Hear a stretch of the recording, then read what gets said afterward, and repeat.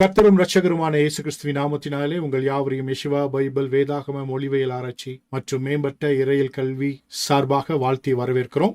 இன்றைக்கு ஒரு முக்கியமான ஒரு நாள். நீண்ட காலமாக எதிர்பார்த்து கொண்டிருந்த எபிரேய வகுப்பினுடைய ஒரு ஆரம்ப வகுப்பு. இந்த வேதாகம எபிரேய மொழி பயிற்சி பட்டறை. இந்த பயிற்சி பட்டறையில் 4 மொழிகள் சொல்லிக் கொடுக்கப்படுகின்றன. ஹீப்ரு, அரமைக், கிரீக், லாட்டின் போன்ற 4 வேதாகம மொழிகள் சொல்லிக் கொடுக்கப்படுகின்றன. அதில் இந்த காலகட்டங்களில் 2 ஆண்டுகள் வருகிறதான இந்த 2 ஆண்டுகளில் வேதாகம எபிரேய மொழியை நாம் கற்றுக்கொள்ளப் போகிறோம். அதற்கு பின்பு கர்த்தருக்கு சித்தமானால் அரமைய மொழி, கிரேக்க மொழி, லத்தீன் மொழிகளை கற்றுக்கொள்வதற்கு கர்த்தர் நமக்கு உதவி செய்வாராக.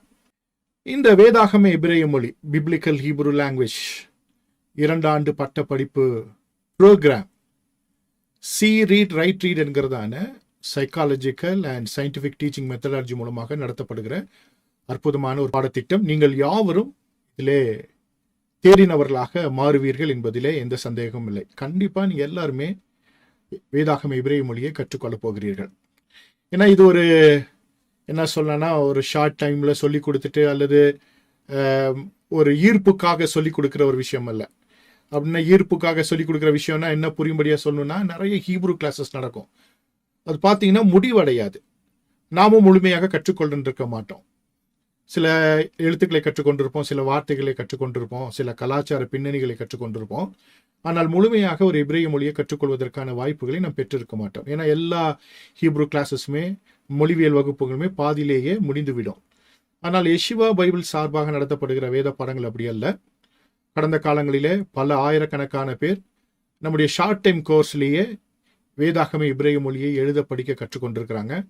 அதே போல அதில் குறிப்பிட்டவர்கள் கிராமர் கிளாஸ் வரைக்கும் வந்து கற்று தேர்ந்திருக்கிறாங்க. சில டிரான்ஸ்லேஷன் வரைக்கும் போயிருக்கிறாங்க. அப்படி கடந்த காலங்களிலே அன்அஃபிஷியலா இதை போல டிகிரி ப்ரோக்ராம் இல்லாமல் நடத்தப்பட்ட வகுப்புகளிலே கற்றுக்கொண்டவருடைய எண்ணிக்கை ரொம்ப ரொம்ப அதிகம். நம்முடைய மாணாக்கர்கள் உலகமெங்கும் இருக்கிறார்கள். அதற்காக கர்த்தரை நான் ஸ்தோத்திரிக்கிறேன். இந்த பயிற்சி பட்டறையில் வந்தவர்கள் கற்றுக்கொள்ளாமல் போனதாக சரித்திரமே இல்லை.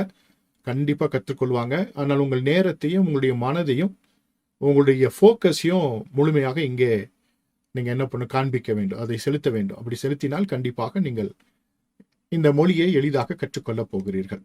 முதல் முறையாக உலகத்திலேயே சி ரீட் ரைட் ரீட் என்கிறதான ஒரு சைக்காலஜிக்கல் மெத்தடை யெஷுவா பைபிள் மாத்திரமே பயன்படுத்துகிறது. ஏனென்றால் ஒரு யெஷுவா ஸ்தாபனத்தினுடைய இன்னோவேஷன். உலகம் எங்கும் இருக்கிறதான எந்த மொழி பேசினாலும் சரி, அந்த மொழிக்காரர்கள் ஈஸியாக வேதாகம எபிரேய மொழி கற்றுக்கொள்வதற்கு நாங்கள் ஒரு சிறப்பான ஒரு பாடத்திட்டத்தை வைத்திருக்கிறோம். ஏதோ எபிரேய மொழிக்கு மாத்திரமல்ல, உலகத்தில் எந்த மொழியாக இருந்தாலும் இந்த சி ரீட் ரைட் ரீட் என்கிறதான ப்ரோக்ராம், அந்த அப்ளிகேஷனை யூஸ் பண்ணால் ஈஸியாக அந்த மொழியை கற்றுக்கொள்ளலாம். இது ஒரு ட்ரைனிங் ப்ரோக்ராம் மாதிரி. ஸோ இந்த 2 ஆண்டுகளில் நீங்கள் இந்த மொழியை கற்றுக்கொள்ளப் போகிறீர்கள். அதோடு மாத்திரமல்ல, இந்த மொழியை எளிதாக மற்றவர்களுக்கும் சொல்லிக் கொடுக்க போகிறீர்கள். உங்களுக்கு ஆவிக்குரிய வாழ்க்கைக்கு இது மிகுந்த பிரயோஜனமாக இருக்க போகிறது. கடந்த காலங்களில் நிறைய நம்ம கிராஜுவேஷன் ப்ரோக்ராம் நடத்தினோம்.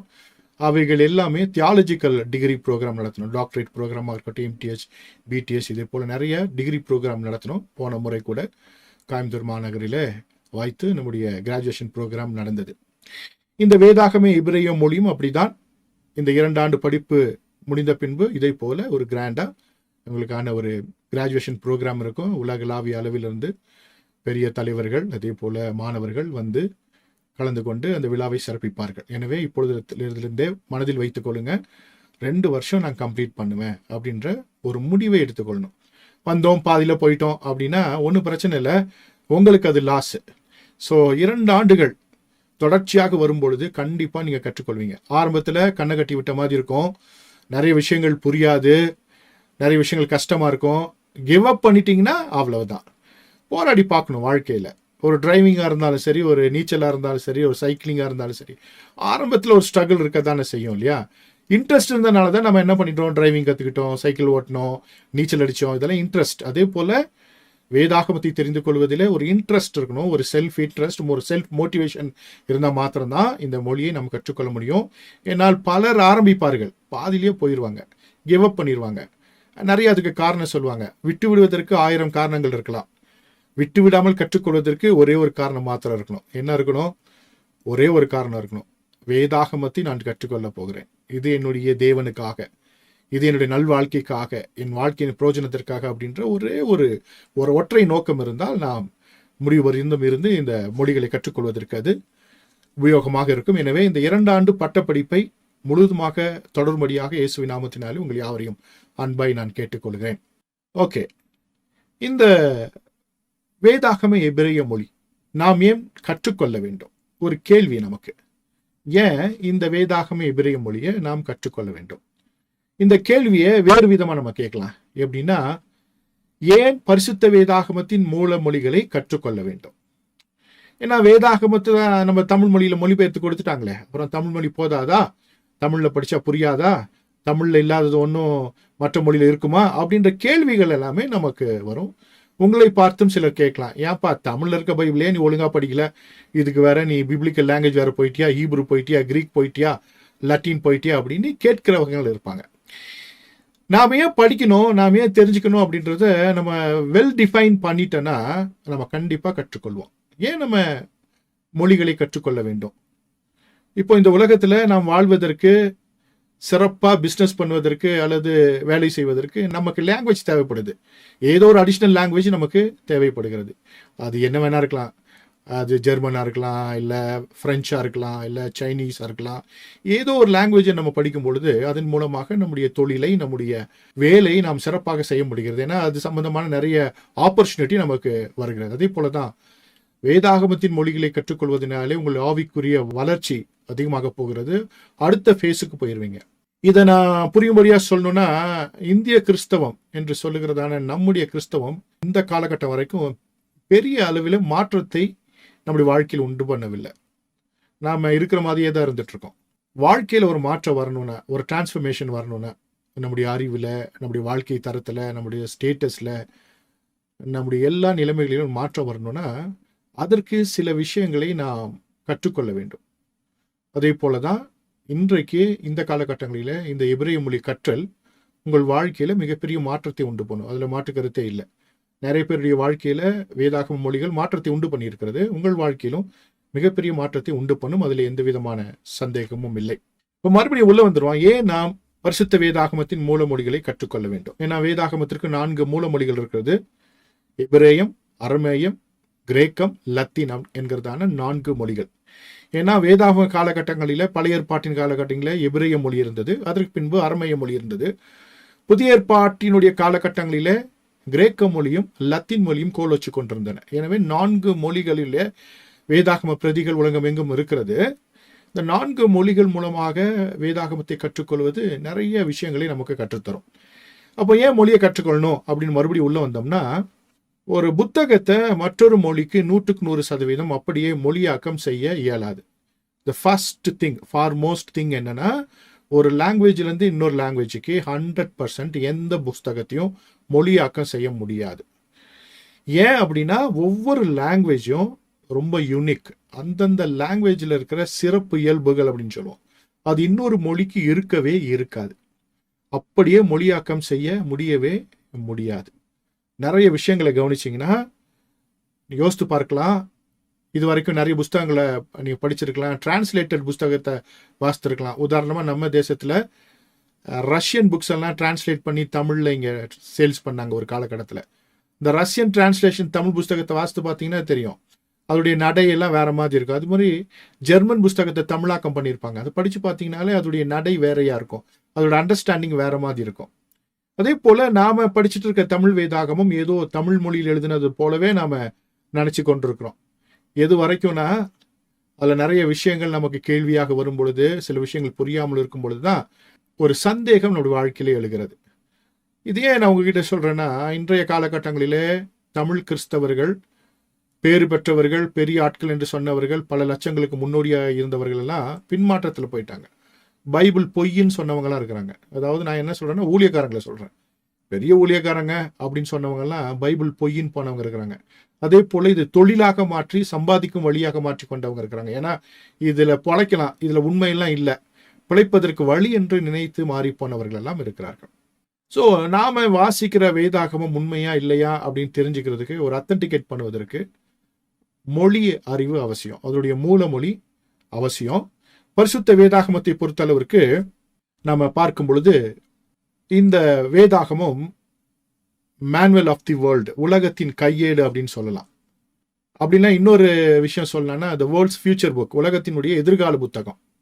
ஒவ்வொரு மனுஷனுடைய எதிர்காலம் இந்த வேதாகமத்திற்குள்ள தான் இருக்கு. என்டையர் வேர்ல்டோடைய எதிர்காலம் இதற்குள்ள தான் இருக்கு. அப்போ சிலர் யோசிக்கலாம், என்னத்தை இருக்க போது, இது ஒரு ரிலீஜன் புக்கு தானே, ஒரு ரிலீஜியஸ் புக்கு தானே, ஒரு மத புஸ்தகம் தானே, இதில் நம்ம கடவுளை தேடுறோம், நிம்மதியை தேடுறோம், ஆசீர்வாதத்தை தேடுறோம், ஸ்பிரிச்சுவலாக சில விஷயங்களை தேடுறோம், இதுக்குள்ள வேற உலகத்தின் கையேடெல்லாம் இருக்குமா, இது உலகத்தின் கையேடுன்னு சொல்லலாமா, அப்படிலாம் சொல்ல முடியாது அப்படின்ற ஒரு யோசனை உங்களுக்கு வரலாம். அதே போல உலகத்தினுடைய எதிர்கால புத்தகம் இதுதான் அப்படின்னு சொன்னா நம்புவதற்கு சில வழியில கடினமா இருக்கும். நம்முடைய வேதாகமத்தை பொறுத்தளவிற்கு இந்த 2 காரியங்களும் ரொம்ப ரொம்ப உண்மை. இந்த உலகத்தினுடைய அத்தனை நிகழ்வுகளும் இந்த வேதாகமத்திற்குள்ளாக இருக்கிறது. நடந்து முடிந்த நிகழ்வுகள் எல்லாமே வேதாகமத்திற்குள்ளாக இருக்கிறது. ஹிஸ்டரி அப்படின்னு சொல்லும் பொழுது வேதாகமத்தினுடைய ஹிஸ்டரி ஃபுல்லா பைபிள்ல இருக்கு. அதாவது அன்றைய காலகட்ட பழங்கால கட்டங்களில் இருந்ததான உலகத்தினுடைய அத்தனை ஹிஸ்டரியும் சரியா இன்னைக்கு வரைக்கும் அதில் தான் இருக்கு. அதை வச்சுதான் நிறைய விஷயங்களை கண்டுபிடிக்கிறாங்க. வேதாகமத்துல வாசிக்கும் பொழுது, ஆதியாகமத்துல எல்லாம் வாசிக்கும் பொழுது நிலக்கீல் அப்படின்னு ஒரு வார்த்தை இருக்கும் தமிழ்ல. நிலக்கீல் அப்படின்னா இந்த ஈஸ்டர்ன் கண்ட்ரீஸ்ல நிறைய இடத்துல நிலக்கீல் இருந்தது அப்படின்னு சொல்லியிருக்கோம். நிலக்கீல், பூமியிலிருந்து எடுக்கப்பட்ட ஒரு கீல் அப்படின்ற ஒரு பொருள் அப்படின்னு. இதை படிக்கும் பொழுதுதான் ஒன்று தெரிஞ்சுக்கிட்டாங்க, அதுதான் பெட்ரோல் அப்படின்னு. பின்னாட்களில யார் கண்டுபிடிச்சது? கிறிஸ்தவர்கள் கண்டுபிடித்தார்கள். கிறிஸ்தவ சயின்டிஸ்ட் கண்டுபிடிச்சாங்க. ஏன்னா அந்த காலகட்டங்களில் ஐரோப்பாவில் பெட்ரோலால் இயங்குகிற, டீசலால் இயங்குகிற வாகனங்கள் கண்டுபிடிச்சிட்டாங்க. பெருமளவிற்கு இப்போ ஃபியூல் வேணும். ஃபியூல் குறைவா இருக்கு யூரோப்பியன் கண்ட்ரியில். அப்போ நிறைய இருந்தால் தான் உலகம் எங்கும் வாகனங்களை உற்பத்தி செய்து மிகப்பெரிய ஒரு வணிகத்தை செய்ய முடியும். வேதாகமத்தை படித்து கொண்டிருந்த ஒருத்தனுக்கு அது தென்பட்டது, நிலக்கீல் உண்டாகி இருந்தது. உடனே வந்தான் ஈரான் ஈராக் பக்கம் ஒரு ஆராய்ச்சி செஞ்சு பார்த்தான். அது உண்மை. இன்னைக்கு வரைக்கும் ஈஸ்டர்ன் கண்ட்ரீஸ்லேருந்து பெட்ரோல் எடுத்துக்கிட்டே இருக்கிறாங்க. அப்போ வேதாகமத்தினுடைய ஹிஸ்டரி ரொம்ப அத்தன்டிகேட்டட், அதில் எந்த மாற்று கருத்துமே இல்லை, அதில் சரியா இருக்கும். அப்படி நிறைய விஷயங்களை சொல்லலாம், சும்மா நினைவுக்கு வந்ததை நான் சொல்லுகிறேன். அப்படி பைபிளுக்குள்ள இருக்கிற ஹிஸ்டரி ரொம்ப ரொம்ப பர்ஃபெக்டாக இருக்கும். ஜியாகிரபியும் ரொம்ப ரொம்ப பர்ஃபெக்டாக இருக்கும். புரிஞ்சுக்கிறதுக்கு தான் நமக்கு அறிவு வேணும். அதே போல் ஹியூமன் கைண்ட், அவனுடைய எதிர்காலம், இதற்கு முன்னால் இருந்த உலகம், டைனோசர் இருந்துச்சா இல்லையா, எல்லாற்றுக்கும் ஆன்சர் பைபிளில் இருக்கு. அப்படி சொல்லிக்கிட்டே போகலாம். ஸோ இந்த உலகத்தினுடைய கையேடு, அதே போல் நம்முடைய எதிர்காலத்தினுடைய புத்தகமும் இதுதான். இதை புரிஞ்சுக்கிறதுக்கு பைபிள்ல இருந்து சில முக்கியமான சில விஷயங்களை சொல்லி தரப்போறேன். அப்படின்னா பிப்ளிக்கலா இருக்கக்கூடிய எபிரேய மொழியினுடைய முக்கியத்துவத்தை நான் சொல்லி தரப்போறேன். ஏன்னா நம்முடைய பழைய ஏற்பாடு எபிரேய மொழியில் எழுதப்பட்டது. அது அப்படியே தமிழ் மொழிக்கோ அல்லது ஆங்கில மொழிக்கோ 100% மொழியாக்கம் செய்ய முடியவில்லை, இனிமேலும் முடியாது. மொழியை கற்றுக்கொள்வதனால் மாத்திரம்தான் அந்த அண்டர்ஸ்டாண்டிங் நமக்கு வருமே தவிர, நாமும் ஒருவேளை எபிரேய மொழியை கற்றுக்கொண்டு ஒரு நல்ல ஒரு டிரான்ஸ்லேஷன் 100% தர முடியுமான முடியாது. ஆனால் ட்ரை பண்ணலாம். நம்மளால முடிந்த அளவிற்கு இன்றைய காலகட்டத்துக்கு தேவையான ஒரு நல்ல ஒரு டிரான்ஸ்லேஷனை கொடுக்கலாம். அதுதான் 100% கரெக்ட் அப்படின்னு நம்ம சொல்லவே முடியாது. ஏன்னா மொழி அறிவு என்பது வேறு, அதை அப்படியே ஒரு மொழிக்கு மொழியாக்கம் செய்ய முடியாது. இப்போ உங்களுக்காக சில விஷயங்களை சொல்லித்தரப்போறேன். இங்கே எபிரேய மொழியினுடைய எழுத்துக்களை மேலே டாப் சைடில் போட்டிருக்கேன். ரிவர்ஸில் படிக்கணும் எபிரேய மொழியை, வலதுபுறத்துலேருந்து இடதுபுறமாக படிக்கக்கூடிய ஒரு மொழி. அதில் 22 எழுத்துக்கள் இருக்கிறது. Aleph, bet, gimel, dalet, he, vav, zayin, het, tet, yod, kaf, lamed, mem, nun, samekh, ayin, pe, tsadi, qof, ரெஷ், Shin, tau அப்படின்னு 22 எழுத்துக்கள் இருக்கு. அது மேலே போட்டிருக்கேன். கீழே அக்ராஸ்டிக் பைபிள் பேசேஜஸ்ன்னு போட்டிருக்கேன். அதாவது அகரவரிசையில் வேதாகம பகுதிகள் அப்படின்னு போட்டிருக்கேன். நம்ம பைபிளில் இருக்க நிறைய பேசேஜஸ் அகரவரிசையில் இருக்கும், அக்ராஸ்டிக் ஆர்டரில் இருக்கும். அதாவது ஒவ்வொரு எழுத்துலேருந்தும் ஆரம்பிக்கும். எப்படி அறம் செய்ய விரும்பு அப்படின்னா ஆறுவது சினம் அப்படின்னு தமிழில் சொல்கிறோம்ல, அது போல். A for apple, B for baby அப்படின்னு சொல்கிறோம்ல, அதே போல். இப்போ உடனே உங்களுக்கு ஞாபகம் வரும் சங்கீதம் 119. ஒவ்வொரு எழுத்துலையும் 8 வசனம் இருக்கும். அப்போ 176 வசனம் இருக்கும். 119 சங்கீதத்தை நான் முழுமையாக வாசிக்கவே மாட்டேன். எனக்கு பெரிய சங்கீதம் போர் அடிக்கும்னு நிறைய பேர் வாசிக்கவே மாட்டோம் இல்லையா. மிகப்பெரிய சங்கீதம், அற்புதமான சங்கீதம். அதில் 176 வசனம் இருக்கும். ஒவ்வொரு எழுத்துக்கும் 8 வசனம் இருக்கும். அதாவது 22 எழுத்துக்கள், ஒவ்வொரு எழுத்துக்கும் 8. இப்படி அக்ராஸ்டிக் பைபிள் பேசேஜில் நமக்கு தெரிஞ்சதுன்னா 119வது சங்கீதம். இந்த சங்கீதத்தில் நம்ம வாசிக்கும் பொழுது ரொம்ப அற்புதமான சில விஷயங்கள் எல்லாம் நம்ம பார்க்கலாம். என்ன அப்படின்னா, இந்த 119ஆம் சங்கீதத்துல அகரவரிசையில் எழுதுவதற்கு நிறைய காரணங்கள் இருக்கிறது. 24வது சங்கீதம் அப்படிதான் இருக்கும். அதே போல நீதிமொழிகள் 31வது அந்த நீதிமொழிகள்ல கடைசியில் இருக்க 22 எழுத்துக்கள் வந்து அகரவரிசையில் இருக்கும். நாகூம்ல சில பகுதிகள் வந்து அகரவரிசையில் இருக்கும். அதே போல புலம்பல் புஸ்தகத்துல இருக்கிற சில பகுதிகள் வந்து அகரவரிசையில் இருக்கும். இப்போ இங்கே ஒரு அகரவரிசையில் இருக்கிற ஒரு பைபிள், ஹீப்ரு பைபிள் உங்களுக்காக போட்டிருக்கேன். அதுல 22 வசனம் இருக்கு. அதுல ஒவ்வொரு எழுத்துமே பார்த்தீங்கன்னா கரெக்டா அந்த ஆர்டர்ல அகரவரிசையில எழுதப்பட்டிருக்கு. ஸ்கிரீன்ல பாக்குறீங்க, எனக்கு பின்னால் இருக்கு இல்லையா, 22 எழுத்துக்கள். அந்த 22 எபிரேய மொழி எழுத்துக்களும் இருக்கிறது. இப்படி எழுதுறதுனால என்ன யூஸ் அப்படின்னு கேட்டா, ஒரு போயம் மாதிரி இருக்குல்ல, ஒரு போயம் அப்படின்னு சொல்லுவோம் இல்லையா, ஒரு கவிதை போல இருக்கு, அதற்காகவா? பைபிள் அதற்கெல்லாம் வாய்ப்பே இல்லை. அது ஒரு பகுதி தான். ஆனா இதற்குள்ள நிறைய விஷயங்கள் ஆண்டவர் வைத்திருக்கிறார். இப்போ நாம இந்த 22 எழுத்துக்கள் இருக்கிறதான இந்த அதிகாரத்தில் இருக்கிறதான இந்த 22 ஆல்பபெட்டிக்கல் ஆர்டர்ல இருக்கிற வசனங்கள் குறித்து நாம் பார்க்க போறோம். இங்க பாருங்க, இதுல இந்த 22ல அப்படி உங்களுக்காக போடுறேன் பாருங்க. அதுல மொத்தம் 5 அதிகாரம் இருக்கு அந்த புஸ்தகத்துல. அந்த புஸ்தகத்தின் பேர் என்னன்னா எய்கா அப்படின்னு ஈப்ருல சொல்லுவாங்க. தமிழ்ல வந்து புலம்பலின் புஸ்தகம். இந்த புலம்பலின் புஸ்தகம் எல்லாமே இந்த ஆல்பபெட்டிக்கல் ஆர்டர்ல தான் இருக்கும். Acrostic Bible passage. அதிகாரம் இருக்கு பாருங்க, அங்க ஸ்கிரீன்ல பாக்குறீங்க. அதுல 22 எழுத்துக்கள் இருக்கும்.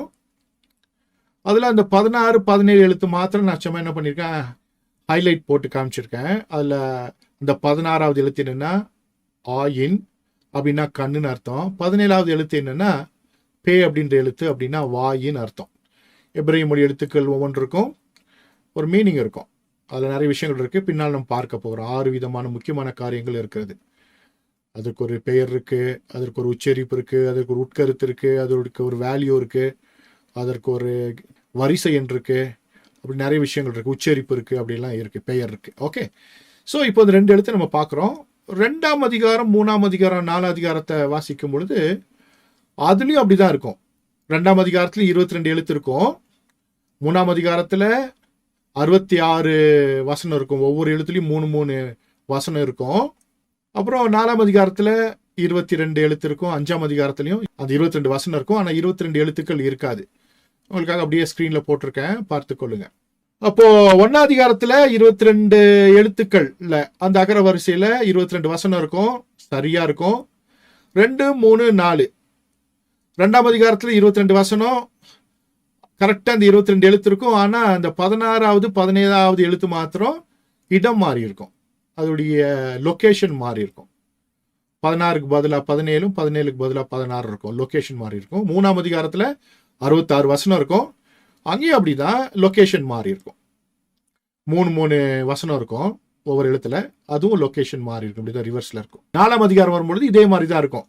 22 வசனம், 22 எழுத்து. ஆனா அந்த 16, 17 மாத்திரம் அந்த இடம் மாறி இருக்கும். 5ஆம் அதிகாரம் வரும்பொழுது பாத்தீங்கன்னா பெரும்பான்மையான எழுத்துக்கள் அங்க காணாம போயிருக்கும்.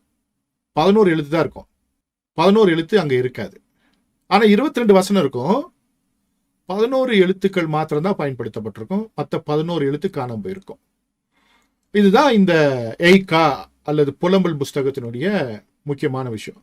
நாம அந்த புஸ்தகத்தை எப்படி படிப்போம்னா, கஷ்ட காலத்துல நமக்கு ரொம்ப கஷ்டமா இருந்துச்சுன்னா அதுவும் நம்ம படிச்சு பார்த்து நாமளும் கொஞ்சம் என்ன பண்ணுவோம், கண்ணீர்லாம் விடுவோம். ரொம்ப சந்தோஷமா இருந்தால் அந்த புஸ்தகம் பக்கமே போக மாட்டோம், ஏன்னா அது வாசித்தோம்னா கஷ்டம் வந்துடும்னு நிறைய பேர் நம்புறாங்க இல்லையா. கிறிஸ்தவத்துக்குள்ளே நிறைய நம்பிக்கைகள்லாம் வந்து விட்டது. ஆனால் அற்புதமான ஒரு புஸ்தகம் புலம்பலின் புஸ்தகம். அந்த புலம்பல் புஸ்தகம் யார் எழுதினது? எரேமியா தீர்க்கதரிசி எழுதினது இல்லையா. எரேமியா எதற்காக அந்த புஸ்தகத்தை எழுதுறான்னா, ஆண்டவர் சொல்றாரு, நான் இஸ்ரவேல் ஜனங்களை கைவிட போறேன், அவனுடைய அக்கிரமம் தாங்கவே முடியல, என்ன சொன்னாலும் கேட்க மாட்டேங்கிறாங்க, அவனை நான் கைவிட போறேன், வேற வழியே இல்லை, என்ன சொல்லி பார்த்தாலும் அவன் கேட்கறது இல்லை. தீர்க்கதரிசிகளை அனுப்பி வைத்தா கொன்னுடுறாங்க, ஆசாரியனை கொன்னுடுறாங்க, தங்களுக்கு அட்வைஸ் சொன்னா பிடிக்க மாட்டேங்குது, கொன்னுடுறானுங்க. அதனால வேற வழி இல்லை, அவனை கைவிட போறேன். கைவிடுவதற்கு முன்பாக நீ என்ன பண்ணு, ஒரு புலம்பல் புஸ்தகத்தை எழுது. அந்த புஸ்தகத்தை எழுதும் பொழுது அங்க 5 அதிகாரம் இருக்கு. அதிகாரத்தை ஸ்டார்ட் பண்ணும்போது அந்த 22 எழுத்துக்கள்ல கரெக்டா ஆல்பபெட்டிக்கல் ஆர்டர்ல அவர் எழுதுறாரு. 2வது அதிகாரம் வரும்பொழுது அந்த 16, 17 எழுத்தை மாத்தி எழுதுறாரு. 3ஆம் அதிகாரத்துல 66 வசனம், 22, 22, 22. அதுல 3 வசனத்திலையும் அப்படியே இடம் மாத்துறாரு. 4வது அதிகாரத்திலையும் இடம் மாத்துறாரு. 5வது அதிகாரத்துல லெட்டர் எல்லாம் ஸ்கேட்டர் ஆயிருது. 11 எழுத்து காணாம போயிருது. 11 எழுத்து மாத்திரம் தான் இருக்கு. அவ்வளவுதான். இந்த புஸ்தகத்தை எழுதி முடித்து அந்த காலகட்டத்தில் இஸ்ரவேல் ஜனங்கள் உலகமெங்கும் சிதறடிக்கப்பட்டார்கள். ஒரு புஸ்தகத்தை எழுதினா எப்படிங்க சிதறடிக்கப்படுவாங்க அப்படின்னா, வேற ஒண்ணுமே இல்லை. இந்த 22 எழுத்துக்களும் ஏற்கனவே சொன்னேன் இல்லையா, இதுதான் எதிர்காலம். இந்த எதிர்காலம் ஒரு மனிதனை வாழ வைக்கும், சரியாக இருந்தால், இல்லை என்றால் அவனை துரத்தும், மறுபடியும் ஒரு மனம் திரும்புதலுக்கு நேராக நடத்தும். ஆண்டவராகிய இயேசு கிறிஸ்துவை சொந்த ரட்சகராக நீங்கள் ஏற்றுக்கொண்டீர்கள். அவர்தான் தெய்வம்னு உங்களுக்கு தெரிஞ்சிச்சு, நம்பிட்டீங்க. இனிமேல உங்க வாழ்க்கை கர்த்தர் கையில தான் இருக்கு. உங்க இஷ்டப்படியெல்லாம் இல்லை. அவருடைய விருப்பப்படி சூப்பரான அற்புதமான வாழ்க்கையை உங்களுக்கு வைத்திருக்கிறார். அந்த வாழ்க்கையை அசட்டை செய்து இஷ்டப்படி வாழ நினைக்கும் பொழுது கர்த்தர் நம்மோடு பேசுகிறார், நம்மை உணர்த்துகிறார், நமக்கு நல்வழிகளை சொல்லித் தருகிறார். நாம் கேட்காமல், காது கொடுத்து கேட்காமல் இஷ்டப்படி நாம் நடக்கும் பொழுது கர்த்தர் கைவிடுகிறார். கைவிட்டா என்ன ஆகும்னா, நம்மை சுற்றிலும் இருக்கிற அவருடைய பாதுகாப்பு படலத்தை எடுத்து விடுகிறார். அவர் தான் நம்மளை பாதுகாத்து வருகிறார். அவர் தான் நம்மை போஷித்து வருகிறார். அப்படி அந்த பாதுகாப்பு அந்த வட்டத்தை எடுத்துட்டா நாம் துன்பங்களை அடைவோம், போராட்டங்களை சந்திக்க வேண்டியதாக இருக்கும், சிதறடிக்கப்பட வேண்டியதாக இருக்கும். இதுதான் யூதருடைய வாழ்க்கையில நடந்தது. கர்த்தர் அவங்களை எகிப்து தேசத்திலிருந்து பத்திரமா கொண்டு வந்து கானான் தேசத்துக்கு கொண்டு வந்து சேர்த்தாரு. கட்டப்படாத வீடு, நாட்டப்படாத திராட்சை தோட்டம், தோண்டாத துறவு, அரணிப்பான பட்டணம், ஃபுல்லி ஃபர்னிஷ்டு ஹவுஸ், அதாவது எல்லா வஸ்துக்களும் இருந்த வீடு. அப்படி ரெடிமேட் வீடுக்குள்ள போய் சூப்பரா குடியிருந்தாங்க. இன்னைக்கெல்லாம் ஒரு ஃபுல்லி ஃபர்னிஷ்டு ஹவுஸ், ஒரு பெரிய ஒரு அபார்ட்மெண்ட் வாங்கணும்னா பல கோடி ரூபா வேணும். எல்லா ஃபர்னிச்சரும் இருந்து வாங்கணும்னா பல கோடி ரூபா வேணும். அன்னைக்கு இலவசமா கர்த்தர் கொடுத்தார். ஏன்னா அவரை நம்பினபடினால. அப்படிப்பட்டவங்க அவருக்கு எதிராக நின்று தீர்க்கதரிசிகளை கொண்டு, சொன்ன பேச்சு கேட்காம பாவம் செய்து, கர்த்தருக்கு விரோதமாக பாவம் செய்து, ஜனங்களுக்கு எதிராக பாவம் செய்து அவர்கள் துரோகிகளாக மாறி போன பொழுது கர்த்தர் அவர்களை கைவிட்டார். கைவிடுவதற்கு 2 எழுத்துக்களை மாத்திரம் இடம் மாற்றினால் போதும், அவர்கள் கைவிடப்படுவார்கள். அதற்கு தான் அடையாளம் இந்த புலம்பலின் புஸ்தகம். 2 எழுத்து மாறினா. அதனாலதான் வேதத்துல வாசிக்கிறோம், நியாயப்பிரமாணத்தின் எழுத்தாகிலும் எழுத்தின் உறுப்பாகிலும் மாவமாய் போவதை காட்டிலும் வானம் பூமியும் ஒளிந்து போவது எளிதாய் இருக்கும் அப்படின்னு வாசிக்கிறோம். ஒரு எழுத்து மாறினாலே எல்லாம் மாறிடும். ஏதோ இது இஸ்ரவேலர்கள் மாத்திரமல்ல, உலகத்தில் இருக்க அத்தனை ஜனங்களுக்கும், அத்தனை மனிதர்களுக்கும் அது பொருந்தும். ஏனென்றால் இந்த உலகத்தை கர்த்தர் தான் ஆளுகை செய்கிறார். ஒரு சாம்பிள் தான் வேதாகமத்தில் வச்சிருக்கிறார். 2 எழுத்தை மாத்தினா என்ன ஆகும்? இஸ்ரவேல் ஜனங்கள் உலகம் எங்கும் சிதறடிக்கப்படுவார்கள். 11 கோத்திரத்தை காணோம் இங்க. அதுக்கப்புறம் பார்த்தா இன்னைக்கு ஒரே ஒரு கோத்திரம் தான் இருக்கு இல்லையா, அது கூட பெஞ்சமின் இருக்கு. யூதாவும் பெஞ்சமினும் ஆசாரியர்கள் மாத்திரம்தான் இருக்கிறாங்க, மற்றவங்களாம் காணாம போயிட்டாங்க. அப்போ இந்த புலம்பல் புஸ்தகத்துடைய பவர் பாருங்க. 2 எழுத்தை மாத்தினா என்ன ஆகும்? அப்போ இந்த எழுத்துக்கள் என்பது வெறும் எழுத்துக்கள் மாத்திரமல்ல, அதை தாண்டி மேனுவல் ஆஃப் தி வேர்ல்டு, எதிர்காலத்தை நிர்ணயிக்கிற எழுத்துக்கள். உங்களுடைய வாழ்க்கை, என்னுடைய வாழ்க்கை, உலகத்தின் வாழ்க்கை, எதிர்காலத்தை நிர்ணயிக்கிற வார்த்தைகள். ஏனென்றால் இந்த வார்த்தைகள் கர்த்தருடைய வார்த்தைகள். இந்த மொழி தேவனால் பயன்படுத்தப்பட்ட ஒரு மொழி. ஆதாமுக்கு அந்த காலகட்டங்களிலே இந்த எழுத்துக்களை கர்த்தர் சொல்லிக் கொடுத்திருக்கிறார். இன்னைக்கு எழுத்துக்கள் வடிவங்கள் வேறு விதமாக இருக்கிறது. அன்றைக்கு இருந்த எழுத்துக்கள் வடிவங்கள் வேறு, வடிவங்கள் மாத்திரம் மாறி இருக்கிறது. எழுத்துக்கள் 22 எழுத்துக்கள் தான். இப்படி நிறைய விஷயங்களை சொல்லிக்கொண்டே போகலாம். அப்ப 22 எழுத்து என்ன பண்ண முடியும்னா, ஒரு ஜனங்களை சிதறடிக்க முடியும், ஒரு கூட்ட ஜனத்தை சேர்க்க முடியும். 119ஆம் சங்கீதத்தை குறித்து நம்ம பார்த்தோம் இல்லையா, அதுல 8 வசனம் இருக்கு, 22 எழுத்து. அது என்ன பண்ணும்? அதை வாசிக்கிறவனுடைய வாழ்க்கை மாறும். ஒரு மன திரும்புதலுக்குள்ளாக, ஒரு ஆசீர்வாதத்துக்கு நேராக, ஒரு அண்டர்ஸ்டாண்டிங் நேராக இந்த 119ஆம் சங்கீதம் நடத்தும். யாரெல்லாம் அதிகமாக 119ஆம் சங்கீதத்தை வாசிக்கிறாங்களோ கண்டிப்பாக அவங்க லைஃப் வந்து சேஞ்ச் ஆயிரும். என்னைக்கெல்லாம் ரொம்ப ஃப்ரஸ்ட்ரேஷனில் இருக்கீங்களோ, எப்பெல்லாம் பிரச்சனை இருக்கீங்களோ, முடிவெடுக்காத சூழ்நிலைகள், முடிவெடுக்கவே முடியல அப்படின்னும் பொழுது 119ஆம் சங்கீதத்தை வாசிங்க. கண்டிப்பாக உங்கள் வாழ்க்கையில் மிகப்பெரிய மாற்றத்தை அது உண்டு பண்ணும். ஏன்னா இந்த எழுத்துக்கள் கர்த்தரால் உண்டாக்கப்பட்ட எழுத்துக்கள், கர்த்தரால் மனிதனுக்கு சொல்லிக் கொடுக்கப்பட்ட எழுத்துக்கள். ஆதாமுக்கு யார் சொல்லிக் கொடுத்தது? கர்த்தர் தான் இல்லையா? லாங்குவேஜ்ன்றதே ஆதாமுக்கு கர்த்தர் தான் சொல்லிக் கொடுத்திருக்கிறார். அதை குறித்ததான வகுப்புகள் எல்லாம் பின்னாட்களை நான் பார்க்க போகிறோம். அப்படிப்பட்டதான ஒரு அற்புதமான ஒரு மொழி, சிறப்பு இந்த எபிரேய மொழிக்கு இருக்கிறது என்பதை மறந்துவிட வேண்டாம். அப்படிப்பட்ட ஒரு மொழி. ஓகே, ஸோ அடுத்தது ஒரு சின்ன ஒரு காரியத்தை பார்க்கலாம். ஏன் எபிரேய மொழி நம்ம படிக்கணும் அப்படின்னு முதல்ல பார்த்தோம். அந்த எபிரேய மொழியில தான் எதிர்காலமே இருக்கு. அதாவது எபிரேய மொழி வேதாகமத்துல தான் எதிர்காலமே இருக்கு. அதாவது முதல் 5 புஸ்தகம் தோரா என்கிறதான அந்த புஸ்தகத்துல 3,04,805 லெட்டர்ஸ் இருக்கக்கூடிய 3,04,805 எழுத்துக்களுக்கு இருக்கக்கூடிய முதல் 5 புஸ்தகம் தான் மேனுவல் ஆஃப் தி யூனிவர்ஸ், இந்த உலகத்தினுடைய மேனுவல், என்டையர் கேலக்சியினுடைய மேனுவல். 2 எழுத்து தான் கம்ப்யூட்டருக்கு தெரியும், 0 1. அந்த பைனரி கோடு வச்சு தான் இவ்வளோ பெரிய உலகத்தை இந்த கம்ப்யூட்டர் என்ன பண்ணியிருக்கு இன்னைக்கு நிர்மாணித்து இருக்கிறது. எத்தனையோ விஷயங்கள் இன்னைக்கு கம்ப்யூட்டர் இல்லைன்னா ஒன்றுமே இல்லை. எல்லாம் எந்த துறையாக இருந்தாலும் கம்ப்யூட்டர், அதுக்கு தெரிஞ்சது 2 தான், பைனரி கோடு 0 1 அவ்வளோதான் தெரியும். எதுவாக இருந்தாலும் அந்த டெசிமலாக மாற்றி வச்சுக்கும், 0 1 தான் மாற்றி வச்சுக்கும். அப்படி 2 எழுத்து தெரிஞ்சது உலகத்தில் எவ்வளோ மாற்றத்தை கொண்டு வர முடியும்னா 22 எழுத்து என்ன பண்ண முடியும்னு கேட்டால் அதுதான் இந்த யூனிவர்ஸோடைய கோடு. யூனிவர்ஸோட கோடிங்கே என்னென்னா இந்த 22 எழுத்து தான். 3,04,805 லெட்டர்ஸ், 3,04,805 எழுத்துக்களுடைய கோடிங். அப்போ நிறைய பேர் கம்ப்யூட்டர்லாம் படிச்சிருப்பீங்க. கோடிங்னா என்னன்னு தெரியும் இல்லையா? கோடிங் இல்லைன்னா ஒன்றுமே இல்லை. எந்த ஒரு சாஃப்ட்வேராக இருந்தாலும் அதுக்கு பின்னால் ஒரு கோடிங் இருக்கும். அந்த கோடிங் தப்பாச்சுன்னா ப்ரோக்ராம் ஒர்க் ஆகாது. ஆண்டவர் ஒரு ப்ரோக்ராம் வச்சிருக்காரு, அந்த ப்ரோக்ராம் பண்ணி வச்சிருக்காரு. அந்த ப்ரோக்ராமில் எந்த தப்பும் வரவே வராது. ஏன்னா ப்ரோக்ராம் பண்ணவர் அவர் தான் மாற்றுறாரு, அவர் தான் டிசைன் பண்ணிடுறாரு, எப்பயுமே அவர் மாற்றிக்கொண்டே இருக்கிறார். ஏன்னா அவருடைய பிளான் 3,04,805 லெட்டர்ஸ் இருக்கிற யூனிவர்ஸுக்கான யூனிவர்சல் கோடிங். ஓகே, இந்த யூனிவர்ஸ்க்கான யூனிவர்சல் கோடிங் இதுக்குள்ளே தான் இருக்குது. அதுதான் முதல் 5 புஸ்தகம். அந்த புஸ்தகத்தை சும்மா வாசிக்கிறனாலேயே ஆசீர்வாதங்களை நான் பெற்றுக்கொள்ள முடியும். சரி, அது இருக்கட்டும். இப்போது அடுத்தது ஒரு தியாலஜிக்கலாக ஒரு விஷயத்தை நம்ம பார்க்க போகிறோம். வெளிப்படுத்தும் விசேஷம் 1:11 நான் அல்ஃபாவும் ஒமேகாவும் முந்தினவரும் பிந்தினவருமாய் இருக்கிறேன் அப்படின்னு இங்கே ஆண்டவராகிய இயேசு கிறிஸ்து சொல்றாரு. 7 குத்து விளக்கு நடுவில் மார்புல அந்த பொற்கட்சியை கட்டி அவர் அந்த விளக்கு நடுவாக உலாவி கொண்டிருக்கிறார். அப்போ யோவான் பார்க்கிற தரிசனம். அப்போ பார்க்கும் பொழுது அங்க அவர் சொல்றாரு, நான் அல்ஃபாவும் ஒமேகாவும் முந்தினவரும் பிந்தினவருமாய் இருக்கிறேன். அது கீழே கிரேக்கில் போட்டிருக்கேன், ஈகோ எமித்தோ ஆல்ஃபா கைத்தோ ஒமேகா அப்படின்னு இருக்கு. அது ரெட் கலர்ல நான் போட்டிருக்கேன். ஸோ கிரீக்கில் எகோ எமித்தோ ஆல்ஃபா கைத்தோ ஒமேகா அப்படின்னு இருக்கு. அதில் கீழே இன்னைக்கு இருக்கிற ஹீப்ரூ டிரான்ஸ்லேஷன், அந்த டிரான்ஸ்லேஷன் என்ன, நியூ டெஸ்ட்மெண்ட் வந்து கிரீக்கில் தான், சில பகுதிகள் வந்து அரமைக்கில் இருக்கு. என்ன பண்ணியிருக்காங்க, அதை யூதர்களுக்காக அதை வந்து எபிரேய மொழியில் டிரான்ஸ்லேட் பண்ணியிருக்கிறாங்க. ரொம்ப வருடத்துக்கு முன்னாலேயே இது டிரான்ஸ்லேட் பண்ணிட்டாங்க, இப்போ இல்லை. அதில் என்ன போட்டிருக்குன்னா ஆனி ஹா அலெஃப் வா ஆனி ஹா டவ் அப்படின்னு இருக்கு. நான் ஆலெஃபும் டவ்வுமாக இருக்கிறேன். ஆலெஃப்னா முதல் எழுத்து, டவ்னா கடைசி எழுத்து.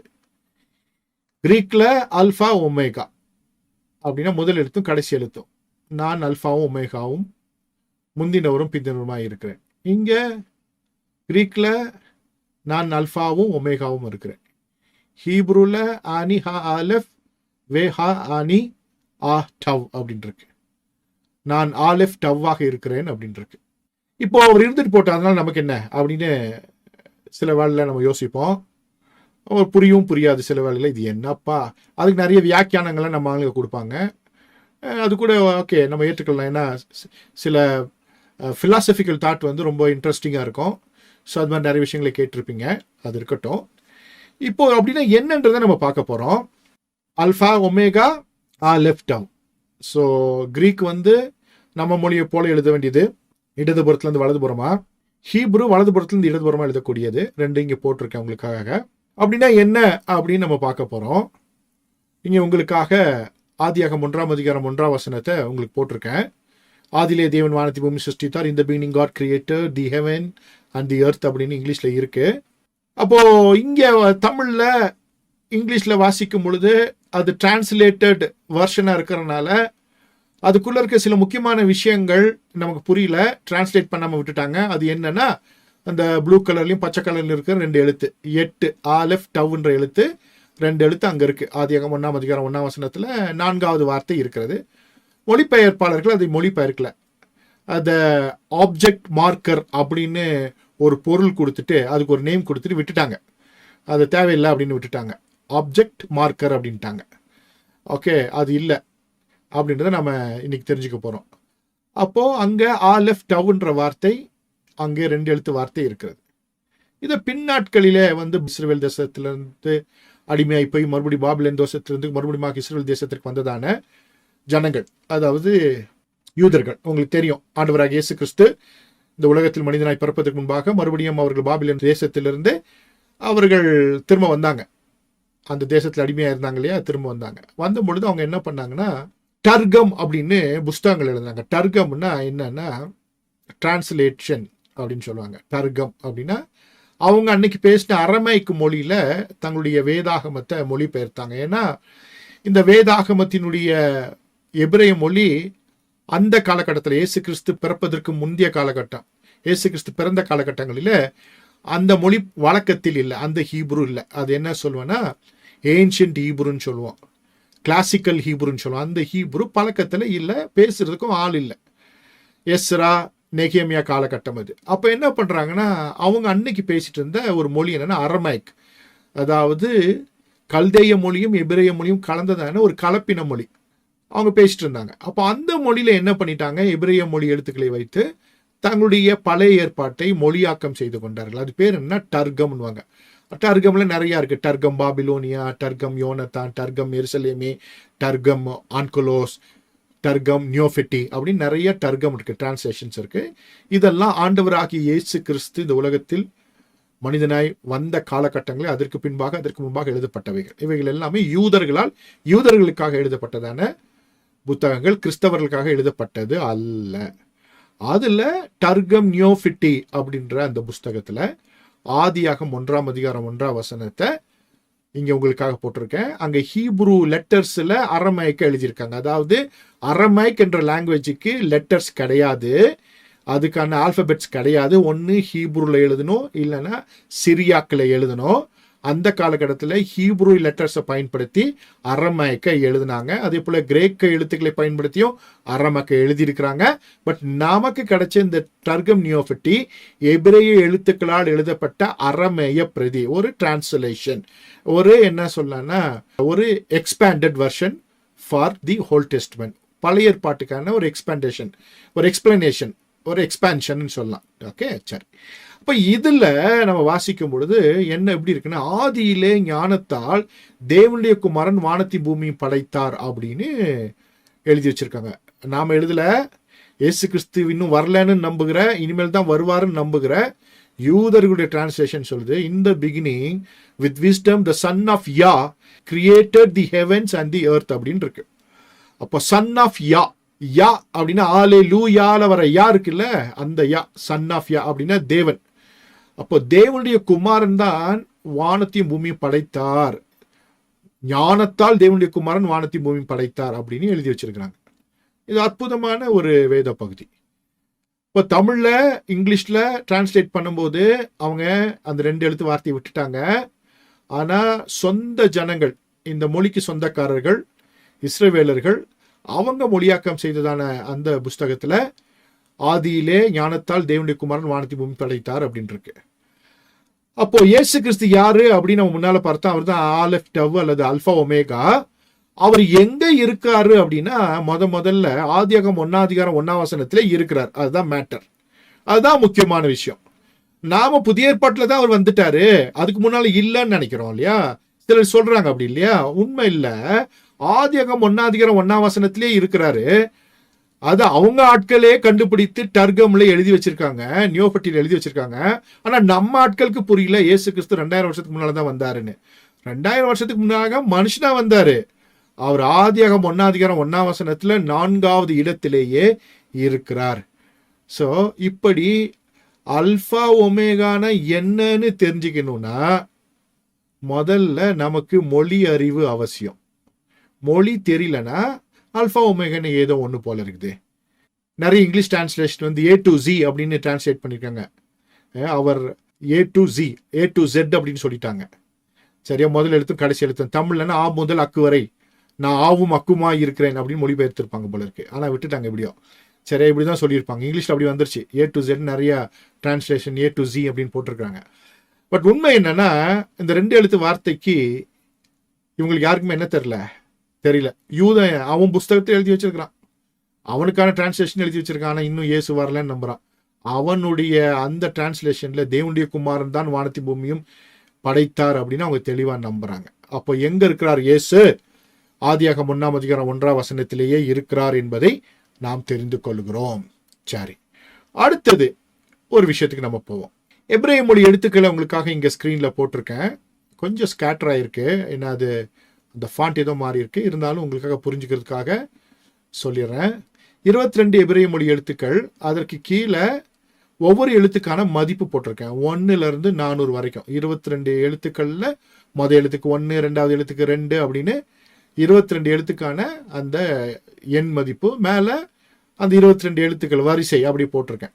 அது கொஞ்சம் ஸ்கேட்டர் ஆயிடுச்சு, இந்த ஃபாண்ட் மாறினால. ஓகே, அது புரிந்து கொள்ளுங்க. அப்போ 1 to 400 வரைக்கும். ஓகே, எபிரேய மொழி எழுத்துக்களுக்கு மதிப்பு என்னங்க? 1 to 400 வரைக்கும். ஏன்னா எபிரேய மொழி பேசப்பட்ட காலகட்டங்களில் 1, 2, 3 எல்லாம் கிடையாது. அது இந்திய அரேபிய எண்கள். அது ஒன்றும் அந்த காலத்தில் இல்லை. சரியா? இந்திய அரேபிய எண்கள் அந்த காலத்தில் இல்லை. இந்தியாவிலிருந்து அரபியர்கள் மூலமாக இந்தியாவிற்கு கொண்டு போகப்பட்டது 1, 2, 3. அப்போ அந்த காலத்துலலாம் எழுத்துக்களே எண்களுக்காக பயன்படுத்தியிருக்கிறாங்க. இந்த எழுத்துக்களையே எண்களுக்காக பயன்படுத்தியிருக்கிறாங்க. அதில் 1 to 400 வரைக்கும் இந்த எழுத்துக்களை பயன்படுத்தியிருக்காங்க. மற்ற வித்தியாசமான எழுத்துக்கள் எல்லாம் இருக்கிறது, அது இன்றைக்கு நாம் பார்க்க போவதில்லை. வேதாகமத்தில் இருக்க 22 எழுத்துக்கும் மதிப்பு இருக்கு. முதல் எழுத்துக்கு 1, கடைசி எழுத்துக்கு 400, ஆலெஃபுக்கு 1, டவ்வுக்கு 400 அப்படின்னு இந்த எழுத்துக்களை நம்ம பார்க்க முடியும். அப்போ இந்த எழுத்துக்கள் ஒவ்வொன்றுக்கும் ஒரு பெயர் இருக்கு, ஒரு உச்சரிப்பு இருக்கு, ஒரு உட்கருத்து இருக்கு. அதே போல இதற்கு ஒரு எண் மதிப்பு, ஒரு வேல்யூ இருக்கு. ஈச் அண்ட் எவ்ரி லெட்டருக்கு கிமெட்ரி அப்படின்ற ஒரு வேல்யூ இருக்கு. ஓகே, இதுதான் இந்த எழுத்தினுடைய அடுத்த சிறப்பு இயல்பு. இது அப்படியே மனசுல வச்சுட்டு நம்ம என்ன பண்ண போறோம்னா, இங்க உங்களுக்காக கர்த்தருடைய நாமங்களை போட்டிருக்கேன். ஒன்று ஏலோஹிம் அப்படின்ற ஒரு வார்த்தை போட்டிருக்கேன். ஏலோஹிம் தான் பைபிள்ல முறை பயன்படுத்தப்பட்டிருக்கு தேவனுடைய நாமம். ஆதியாகமம் 1 பெரேஷித் பாரா ஏலோஹிம் எட்டாஷமாயி வேயத் ஹாஹாரெட்ஸ் அப்படின்னு இருக்கு. பெரேஷித் பாரா ஏலோஹிம் அந்த எழுத்துக்கள் பார்த்தீங்கன்னா மொத்தம் அதில் 5 எழுத்துக்கள் இருக்கும். ஒவ்வொரு எழுத்துக்கு மதிப்பு பார்த்தோம்னா முதல் எழுத்துக்கு 1, ரெண்டாவது எழுத்துக்கு 30, மூணாவது எழுத்துக்கு 5, நாலாவது எழுத்துக்கு 10, அஞ்சாவது எழுத்துக்கு 40. அதாவது ரிவர்ஸ்ல வாசிக்கணும். எபிரேய மொழினும் போது ரிவர்ஸ்ல வந்துடணும். சரியா? ஓகே, அப்போ 86 அதோடைய மதிப்பு. அடுத்தது பார்த்தீங்கன்னா எல் அப்படின்ற வார்த்தை, இம்மானுயல், அதுவும் தேவன் தான். இப்போ இம்மானுயல், எல் ஷடாய் அப்படிலாம் வாசிக்கிறோம்ல, அந்த எல் அதோடைய மதிப்பு பார்த்தீங்கன்னா 1 + 30 31. அப்போ ஏலோஹிம் அதோடைய மதிப்பு 86, எல்லோட மதிப்பு 31. அடுத்தது ஆவ், அப்பா, ஆபா ஃபாதர்ன்னு சொல்றோம், அப்பா பிதாவின்னு சொல்றோம் இல்லையா? ஆவ்னா ஃபாதர், ஆபா அப்படின்னு சொல்லுவாங்க அரமைக்கில். ஹீப்ருல ஆவு, அரமைக்கில் ஆபா. அதோடைய மதிப்பு பார்த்தீங்கன்னா 3, ஆலெஃப் 1, பெத் 2, 3. அப்போ ஏலோஹிம் 86, எல்லு 31, ஆவ் அல்லது அப்பா 3. அடுத்தது யெகோவா. யெகோவானும் பொழுது பார்த்தீங்கன்னா 26, 10, 5, 6, 5, யோடு ஹே வாவே 26. அப்புறம் யா, நம்ம முன்னால பார்த்தோம் இல்லையா? யா, சன் ஆஃப் யா. யா அப்படின்னா தேவன். ஓகே, ஸோ அதனுடைய மதிப்பு 15. அப்போ இங்க ஒரு 5 நாமங்களை உங்களுக்காக போட்டிருக்கேன். அதோடைய வேல்யூஸ் போட்டிருக்கேன். 86, 31, 3, 26, 15. ஏன் இதை போட்டிருக்கேன் அப்படின்னா, இது ரொம்ப ரொம்ப முக்கியமான ஒரு விஷயம். நான் படிக்கிற எபிரேய மொழியினுடைய சிறப்பு இயல்புல ஒன்று என்ன அப்படின்னா, ஆதியாகமம் 1 அதிகாரம் 1 வசனம், 2 வசனம், 3 வசனம். இந்த 3 வசனத்தை எபிரேய மொழியிலேருந்து மேலே போட்டிருக்கேன். அதுல இந்த ஆலெஃப்ன்ற மொத எழுத்தை மாத்திரம் என்ன பண்ணியிருக்கேன், மார்க் பண்ணியிருக்கேன். அப்படியே மொத வசனத்துல 6 ஆலெஃப் இருக்கும், 2வது வசனத்துல 2 இருக்கு, 3வது வசனத்துல ஒரு 4 இருக்கு. இப்போ 3 வசனத்துல முதல்ல 6, அடுத்ததுல 2, 8, அடுத்தது ஒரு 4, 10 ஆலெஃப் இருக்கு. ஸோ இந்த 3 வசனத்துல ஆதியாகமம் 1 அதிகாரம் மொதல் 3 வசனத்துல 10 ஆலெஃப் இருக்கு. அந்த 10 ஆலெஃப்ல எங்கெல்லாம் இருக்கு அப்படின்னு பார்த்தீங்கன்னா, 3வது பார்த்தீங்கன்னா ஆலெஃப் இருக்கு. அப்படி பார்த்தீங்கன்னா உங்களுக்கு தெரியும். இந்த ஆவ் அப்படின்ற வார்த்தை இருக்கு இல்லையா, அப்பா, அது அதோட மதிப்பு 3. கரெக்டாக கூப்பிட்டு பார்த்தா 3வது எழுத்து ஆலெஃப் இருக்கும். அதே போல 15வது எழுத்து ஆலெஃபா இருக்கும். அதாவது யா அப்படின்னா 15, அதோட மதிப்பு 15. 15வது எழுத்து கரெக்டாக ஆலெஃப் இருக்கும். அதே போல 26 யெகோவா, அப்படியே கவுண்ட் பண்ணிட்டு வந்தா 26வது எழுத்தும் ஆலெஃப் இருக்கும். அடுத்தது எல்லுனா தேவன், அதுக்கு மதிப்பு 31, 31வது எழுத்து ஆலெஃபா இருக்கும். ஏலோகிம் 86, அதே போல கவுண்ட் பண்ணி வந்தீங்கன்னா அந்த 3வது வசனத்துல 86வது எழுத்து ஆலெஃபா இருக்கும். நம்ம பைபிள் சும்மாலாம் எழுதல, எங்கெல்லாம் தேவனுடைய நாமம் வருதோ அங்கெல்லாம் ஆலெஃப் இருக்கும். யாராலும் நினைச்சாலும் இப்படி ஒரு காப்பியை எழுதவே முடியாது. எத்தனை பேருக்கு புரிஞ்சிச்சு? இப்படி ஒரு புஸ்தகத்தை நோ ஒன் கேன் ரைட். ஒருவனாலும் எழுத முடியாது. ரொம்ப அற்புதமான ஒரு புஸ்தகம். தேவனுடைய ஆவியால தான் இது அருளப்பட்டது, மனிதர்கள் மூலமாக தேவன் எழுதி தந்திருக்கிறார் அப்படின்னும் பொழுது எந்த அளவுக்கு பர்ஃபெக்டா ஆண்டவர் இது எழுதி கொடுத்திருக்கிறார். கர்த்தருடைய நாமங்களுடைய கவுண்ட் என்ன வருதோ அந்த கவுண்ட் அப்படியே வந்தோம்னா தோரால கவுண்ட் பண்ணிட்டு வந்தா அங்க ஆல் தான் இருக்கும். நான் சாம்பிளுக்காக நான் உங்களுக்கு ஒரு 5 போட்டிருக்கேன். கர்த்தருடைய நாமங்கள் 72 இருக்கு அப்படின்னா 950 நாமங்கள் இருக்கு. அதுல ஒரு 72 நாமங்கள் கரெக்டா இதுல மேட்ச் ஆகும். 72 நேம்ஸ் நம்ம கவுண்ட் பண்ணோம்னா கரெக்டா அந்த இடத்துல எல்லாம் ஆல் தான் வரும். ஒருவேளை முடிந்தவர்கள் ஞானவான்கள் இருப்பீங்க இல்லையா, நீங்க ஃபியூச்சர்ல அதை தேடி கண்டுபிடிச்சு பைபிள் எவ்வளவு பெரிய முக்கியமான புஸ்தகம், எவ்வளவு அற்புதமானது, எவ்வளவு யூனிக்கான புஸ்தகம் என்பதை மற்றவங்களுக்கு சொல்லிக் கொடுங்க. நீங்களும் புரிந்து கொள்ளுங்க. எனக்கு தெரிஞ்சதுல இருந்து, நான் கற்றுக்கொண்டதுல இருந்து நான் உங்களுக்கு சொல்லி தருவேன். ஏன் ஹீப்ருனா அந்த ஹீப்ருடைய சிறப்பு இயல்பு இதுதான். இந்த ஃபர்ஸ்ட் ஃபார்மோஸ்ட் லாங்குவேஜ் ஆண்டவர் பயன்படுத்தின ஃபர்ஸ்ட் ஃபார்மோஸ்ட் லாங்குவேஜ் ஹீப்ரு. அதுக்கப்புறம் ஆண்டவர் கிரீக்கை பயன்படுத்தியிருக்காரு, புதிய ஏற்பாட்டுக்காக அரமைக்க பயன்படுத்தியிருக்கிறாரு, லத்தீனை பயன்படுத்தியிருக்கிறாரு. ஃபர்ஸ்ட் ஆண்டவர் பயன்படுத்தின மொழி இந்த மொழி தான். பேசுவதற்கு, எழுதுவதற்கு அப்படிலாம் சொல்லிக் கொடுக்கப்பட்ட அற்புதமான மொழி. ஆதாமிலிருந்து இன்றைய காலகட்டம் வரைக்கும் இந்த மொழி இருக்காது. ஓகே, அடுத்தது பார்த்தீங்கன்னா கான்டெக்ஸ்டுவலா, அதாவது மொழிபெயர்ப்பில் இருக்கிற சில விஷயங்களை நம்ம பார்க்க போறோம். ஏன் எபிரேய மொழி கற்றுக்கணும் அப்படின்றதுக்காக. இங்க சங்கீதம் 148:1, இந்த பக்கம் சங்கீதம் 147:1 2 போட்டிருக்கேன். உங்களுக்காக வாசிக்கிறேன். அல்லேலூயா, வானங்களில் உள்ளவைகளை கர்த்தரை துதியுங்கள், உன்னதங்களில் அவரை துதியுங்கள். சங்கீதம் 148:1. இந்த பக்கம் கர்த்தரை துதியுங்கள், நம்முடைய தேவனை கீர்த்தனம் பண்ணுகிறது நல்லது, துதித்தலே இன்பமும் ஏற்றதுமா இருக்கிறது. சங்கீதம் 147:1. 2 வசனங்களை பார்க்கும் பொழுது உங்களுக்கு என்ன தெரியும் அப்படின்னா, சும்மா பிளைண்டா நம்ம பார்க்கும்போது ஒண்ணுமே தெரியாது. ஏதோ பார்க்குறோம், வசனம் என்னமோ இருக்கு, 2 வசனமும் வசனம் தானே அப்படின்னு நினைப்போம் இல்லையா. இந்த வசனத்தோடைய இதனுடைய காரியம் என்ன, ஏன் இதை நான் போட்டிருக்கேன் அப்படின்னு உங்களுக்கு சொல்லித்தர போறேன். ஏன்னா டிரான்ஸ்லேஷன் எப்படிப்பட்டது அப்படின்றதுக்காக. இப்போ இங்கிலீஷ்ல போட்டுட்டேன் 148:1, praise ye the Lord, praise ye the Lord from the heavens, praise him in the heights அப்படின்னு போட்டிருக்கு. அது கீழே ஹீப்ரு போட்டுட்டேன் உங்களுக்காக. அங்க என்ன இருக்குன்னா ஹalleluya hallelujah யெகோவா அப்படின்னு இருக்கு. மொத line price ye the Lord, praise ye the Lord அப்படின்னு இருக்கு இல்லையா இங்கிலீஷ்ல. அங்க என்ன இருக்கு ஹீப்ருல, ஹalleluya hallelujah யெகோவா அப்படின்னு கீழே மின் ஹா ஷா மயிம் ஹallelu பா மெரோமிம் அப்படின்னு இருக்கு. அப்போ இங்க ஹalleluya hallelujah யெகோவா தமிழ்ல என்ன போட்டுட்டாங்க, ஹalleluya வானங்களில் உள்ளவைகளை கர்த்தரை துதியுங்கள். சூப்பரா போட்டாங்க. இந்த ஹalleluyaவை அப்படியே என்ன பண்ணிட்டாங்க, இங்கிலீஷ்ல விட்டுட்டாங்க, பிரைஸ் தி லார்ட்னு போட்டாங்க. தமிழ்ல ஹalleluyaவை ஹalleluyaவினே போட்டாங்க. அப்போ இங்கிலீஷுக்கும் தமிழுக்கும் ஹீப்ருக்கும் பார்க்கும் பொழுது இந்த இடத்துல என்ன பண்ணிட்டு இருக்காங்க, அற்புதமா ஹalleluyaன்றதை அப்படி போட்டிருக்காங்க. இங்கிலீஷ்ல அப்படி போடல, price ye the Lord, praise ye தி லார்ட்னு போட்டாங்க. 2 முறை போட்டிருக்காங்க.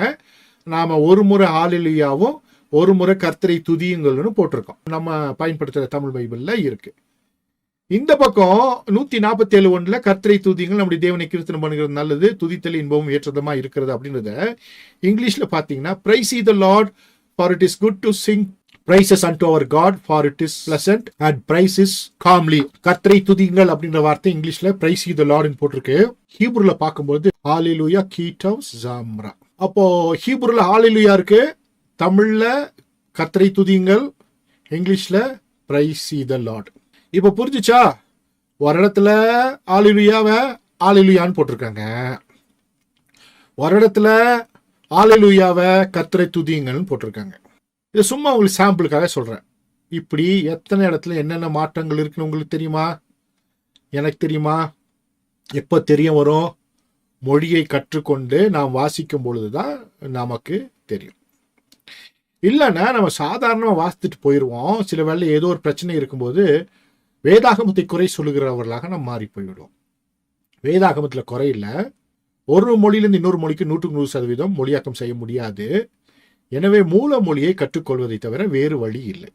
அதாவது நீங்க எல்லாம் வேதத்துல தேர்னவங்க, இன்னும் நிறைய விஷயங்களை தெரிஞ்சுக்க போறீங்க அப்படின்ற நிலைக்கு வரும்பொழுதுதான். நம்ம ஆரம்ப கிறிஸ்தவர்களா இருந்தா இதெல்லாம் தேவையே இல்லை. கண்மூடித்தனமா கர்த்தரை நம்பிட்டு போயிட்டே இருக்க வேண்டியதுதான். கண்மூடித்தனமாக கர்த்தரை நம்புகிறவர்களே கர்த்தர் எப்பொழுதுமே அவர் நேசிக்கிறார் இல்லையா? அப்போ உங்களை என்ன நேசிக்கல, நேசிக்கிறாரு. அவன் கண்மூடித்தனமா நம்பிட்டு போறாங்க. நாம அலசி ஆராய்ந்து பார்த்து நம்புகிறோம். அதனால மற்றவங்க விசுவாசத்தை பின்னாட்களிலே பலப்படுத்த போகிறோம், ரொம்ப ஸ்ட்ராங்கா இருக்க போகிறோம். இது இன்டெலெக்சுவல் லெவல். இப்போ நீங்களாம் யாருன்னா இன்டெலெக்சுவல்ஸ். அப்போ இன்டெலெக்சுவலா திங்க் பண்ணும்போது நிறைய விஷயங்களை புரிந்து கொள்வதற்கு, இன்னும் அதிகமாக தெரிந்து கொள்வதற்கு, மற்றவங்க பதில் சொல்வதற்கு இது யூஸ்ஃபுல்லா இருக்கும். ஆரம்ப கால கிறிஸ்தவர்கள் அல்லது ஒன்றும் தெரியாதவர்கள், அவர்கள் அந்த நிலையிலே இருப்பதனால எந்த பிரச்சனையும் இல்லை. கர்த்தர் அவர்களையும் நேசிக்கிறார். உங்களை போன்றவர்கள் தான் எதிர்காலத்தில் கர்த்தர் ராஜ்யத்தை கட்டுவதற்கு, அவருக்கு ஊழியக்காரர்களாக இருப்பதற்கு கர்த்தர் உங்களை ஏற்படுத்தியிருக்கார். ஊழியக்காரங்களா இருக்குன்னா பைபிளை தூக்கிட்டு அப்படியே போயிடுறது இல்லை. 24 மணி நேரம் பைபிளை தூக்கிட்டு அழிகிறது இல்லை. எந்த பொசிஷன்ல இருந்தாலும், எந்த வேலையில இருந்தாலும் அவருக்கு சாட்சியா இருந்து அவரை குறித்து சொல்வது, அதுதான் ஊழியக்காரர்கள். அதனால்தான் இஸ்ரேல் ஜனங்களை கர்த்தர் அழைத்து வரும்பொழுது அவர் சொல்வாரு, இஸ்ரேல் ஜனங்கள் தன்னுடைய ஊழியக்காரர்கள் அப்படின்னு சொல்வாரு. ஒட்டுமொத்த இஸ்ரேல் ஜனங்களே தன்னுடைய ஊழியக்காரர்கள் என்றுதான் ஆண்டவர் சொல்லியிருப்பார். எனவே நீங்கள் யாருமே கர்த்தருடைய ஊழியக்காரர்கள் தான். அதற்காக முழு நேரமாக பைபிளை தூக்கிட்டு போகணும் அவசியம் இல்லை. அப்படி முழு நேரமாக வந்தவர்கள் கர்த்தர் அழைப்பை பெற்று வந்திருக்கிறார்கள். அவர்கள் வேலையை செய்யட்டும்.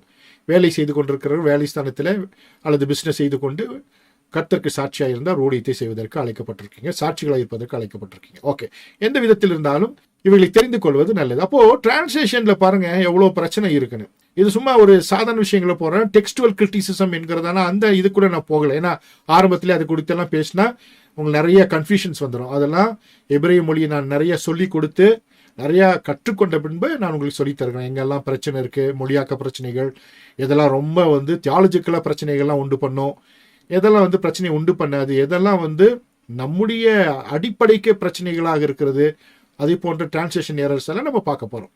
ஆனா இன்னைக்கு சும்மா எப்படி ஒரு 2 வசனத்தை போட்டு கம்பேர் பண்ண 148 147 பக்கத்துல இருக்க 2 சங்கீதத்துல ஒன்றுல ஆலிலுயா இருக்கு, இன்னொரு சங்கீதத்துல ஆலிலுயாவை விட்டுட்டாங்க. அதுக்கு பதிலாக கர்த்தரை துதியுங்கன்னு போட்டாங்க. அப்போ ஆலிலுயானா என்ன அப்படின்னு இப்ப நமக்கு தெரியுதுன்னா கர்த்தரை துதியுங்கள்னு அர்த்தம் இல்லையா? கர்த்தரை துதியுங்கள் சொல்றது ஹீப்ருல ஹalleluya. அதனால ஹalleluya அப்படின்னு சொல்லும் பொழுது அப்படி சொன்னாதான் அப்படின்னு இல்லை, கர்த்தரை துதித்தல் தான் ஹalleluya. இது ஒரு துதி, சரியா? அது மனதில் வைத்துக் கொண்டால் போதும். ஓகே, அடுத்தது பாத்தீங்கன்னா இன்னொரு 135வது சங்கீதம் 3வது வசனம், கர்த்தர் நல்லவர், அவருடைய நாமத்தை கீர்த்தனம் பண்ணுங்கள், அது இன்பமானது. இன்னொரு டெக்ஸ்டுவல் இதை பார்க்குவோம், கிளாரிஃபிகேஷன், ஒரு கிரிட்டிசிசம் பார்ப்போம்.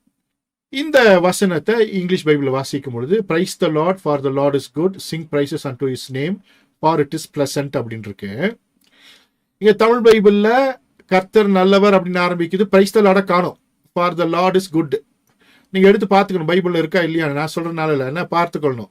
இப்போ தமிழ் பைபிள்ல பிரைஸ் த லார்ட காணோம். ஹீப்ரு பைபிள்ல என்ன இருக்குன்னா ஹalleluya அங்க இருக்கு. அப்போ தமிழ் பைபிள்ல ஒரு வார்த்தையை மொழிபெயர்க்காம விட்டுட்டாங்க. இப்போ என்ன பண்ண முடியும்? நீங்க உங்க பைபிள்ல அங்க எழுதி வச்சுக்கணும். நாம ஏன் மற்றவங்களை பார்த்தா பிரைஸ் த லார்டுன்னு சொல்றோம்னா வேற ஒன்றும் இல்லை, நாம நம்முடைய லாங்குவேஜில் ஹalleluya சொல்றோம், தமிழ்ல கர்த்தருக்கு ஸ்தோத்திரம்னு சொல்றோம் இல்லையா? அப்படின்னா என்ன அர்த்தம்? தமிழ்ல ஹalleluya சொல்றோம். அதனால ஹீப்ருல ஹalleluya சொன்னாலும் சரி, தமிழ்ல கர்த்தருக்கு ஸ்தோத்திரம்னு சொன்னாலும் சரி, இங்கிலீஷ்ல பிரைஸ் த லார்டுன்னு சொன்னாலும் சரி, எல்லாம் ஒரே மீனிங் தான். எத்தனை பேருக்கு புரிஞ்சு அவங்களுக்கு? ஸோ அது லாங்குவேஜில் சொல்கிறோம். லாங்குவேஜில் சொல்லும்போது ஒரு இன்டிமேசி இருக்கும், அவ்வளோதான். சரியா? ஓகே. அப்போ இங்கே என்ன பண்ணிட்டாங்க? தமிழ் மொழி வேதாகமத்தில் ஹalleluyaவை விட்டுட்டாங்க. ஓகே, ஒரு இடத்துல பார்த்தோம் மொழியாக்கம் செய்யாமல் விட்டுட்டாங்க. இங்கே ஒரு வார்த்தையவே என்ன பண்ணிட்டாங்க? வேதாகமத்தை விட்டாங்க. இதே போல பல விஷயங்கள் தமிழ் வேதாகமத்தில் விடப்பட்டிருக்கு. தமிழில் மாத்திரம் இல்லை, ஆங்கில மொழி வேதாகமத்திலும் நிறைய முக்கியமான வார்த்தைகள் விடப்பட்டிருக்குது. அதெல்லாம் பின்னாட்களில் எதிர்காலத்தில் நீங்களே ஆராய்ச்சி பண்ணி கண்டுபிடிச்சிருவீங்க. வகுப்பில் நானும் நிறைய விஷயங்களை உங்களுக்கு சொல்லித்தரப்போகிறேன். மொழியை கற்ற பின்பு நிறைய விஷயங்களை நான் சொல்லித்தரப்போகிறேன். ஓகே, சரி. அடுத்தது இங்கே பார்த்தீங்கன்னா மொழிபெயர்த்து இப்படி உங்களுக்காக போட்டுட்டேன். அங்கே என்ன இருக்குன்னா ஹalleluya, கர்த்தர் நல்லவர், அவருடைய நாமத்தை கீர்த்தனம் பண்ணுங்கள், அது இன்பமானதுன்னு தான் இருக்கணும். ஆனால் ஹalleluya விட்டுட்டாங்க. நீங்கள் எழுதி வைத்துக் கொள்ளுங்கள். சரியா? ஓகே, சரி. அடுத்தது இன்னொரு டிரான்ஸ்லேஷன் ப்ராப்ளத்தை பார்க்க போறோம். இங்கே சங்கீதம் 8:5 நீர் அவனை தேவதூதரிலும் சற்று சிறியவனாக்கினீர், மகிமையினாலும் கனத்தினாலும் அவனை முடிசூட்டினீர் அப்படின்னு தமிழ் மொழி வேதாகமத்தில் இருக்கு. இங்கிலீஷ் பைபிள்ல for thou hast made him a little lower than the angels அப்படின்னு போட்டிருக்கு. அதே வசனம் எபிரேயர் 2:7 காப்பி ஆகுது, அங்கே ரிப்பீட் ஆகுது, ஜோடியா இருக்கு. அவனை தேவதூதரிலும் சற்று சிறியவனாக்கினீர் அப்படின்னு அங்க இருக்கு. கிரீக்ல அந்த தேவதூதன்ற வார்த்தைக்கு ஆங்கலோஸ் அப்படின்ற வார்த்தை பயன்படுத்தப்பட்டிருக்கு. ஆங்கலோஸ்னா தூதர்கள் தான். அப்போ தூதர்களையும் சற்று சிறியவனாக்கினீர் அப்படின்னு கிரீக்ல இருக்கு. தமிழ்ல தேவதூதரிலும் சற்று சிறியவனாக்கினீர் அப்படின்னு இருக்கு. அப்போ இங்கிலீஷ்ல ஏஞ்சல்ஸ், தமிழ்ல தேவ தூதர்கள் அப்படின்னு போட்டிருக்காங்க. அப்போ மனுஷனை தேவ தூதர்களும் சற்று சிறியவனாக்கினீர் அப்படின்னு தமிழ்ல புரிஞ்சுக்கிறோம், இங்கிலீஷ்ல புரிஞ்சுக்கிறோம், அதே போல நியூ டெஸ்ட்மென்ட் கிரீக்ல புரிஞ்சுக்கிறோம். இது ஹீப்ருல எப்படி இருக்குன்னு நம்ம பார்க்க போறோம். ஹீப்ருல பார்த்தீங்கன்னா அங்க என்ன சொல்லியிருக்குன்னா, தேவதூதரிலும் சற்று சிறியவனாக்கினீர் இல்ல, ஏலோஹிம் அப்படின்ற வார்த்தை பயன்படுத்தப்படுது. ஏலோஹிமிலும் சற்று சிறியவனாக்கினீர் இருக்கு. ஏலோஹிம்னா என்னங்க? தேவன்ன்ற வார்த்தையை படிச்சோம்ல, தேவன் அப்படின்னு பார்த்தோம் இல்லையா, ஆதியாகமம் 1:1 தேவன் ஏலோகிம். அது கூட நம்ம ஒரு வேல்யூ பார்த்தோமே 86 பார்த்தோம்ல, அந்த வார்த்தை பயன்படுத்தப்பட்டிருக்கு. தேவனிலும் சற்று சிறியவனாக்கினீர் அல்லது தேவர்களிலும் சற்று சிறியவனாக்கினீர் அப்படிதான் இங்க இருக்கு. தேவதூதர்னு இந்த வார்த்தை இங்க இல்ல. ஷாக்கிங்கா இருக்கா? யோசித்து பாருங்க. இப்படி இருந்தா என்ன பண்ணலாம்? அப்ப நாம படிக்கிறது சரியா இருக்குமா அப்படின்னா, ஏன் அப்ப எழுதிட்டாங்க? ஹீப்ருல ஏலோகிம் இருக்கு, கிரீக்ல பாத்தீங்கன்னா ஆங்கலோஸ்ன்னு போட்டிருக்கு புதிய ஏற்பாட்டுல.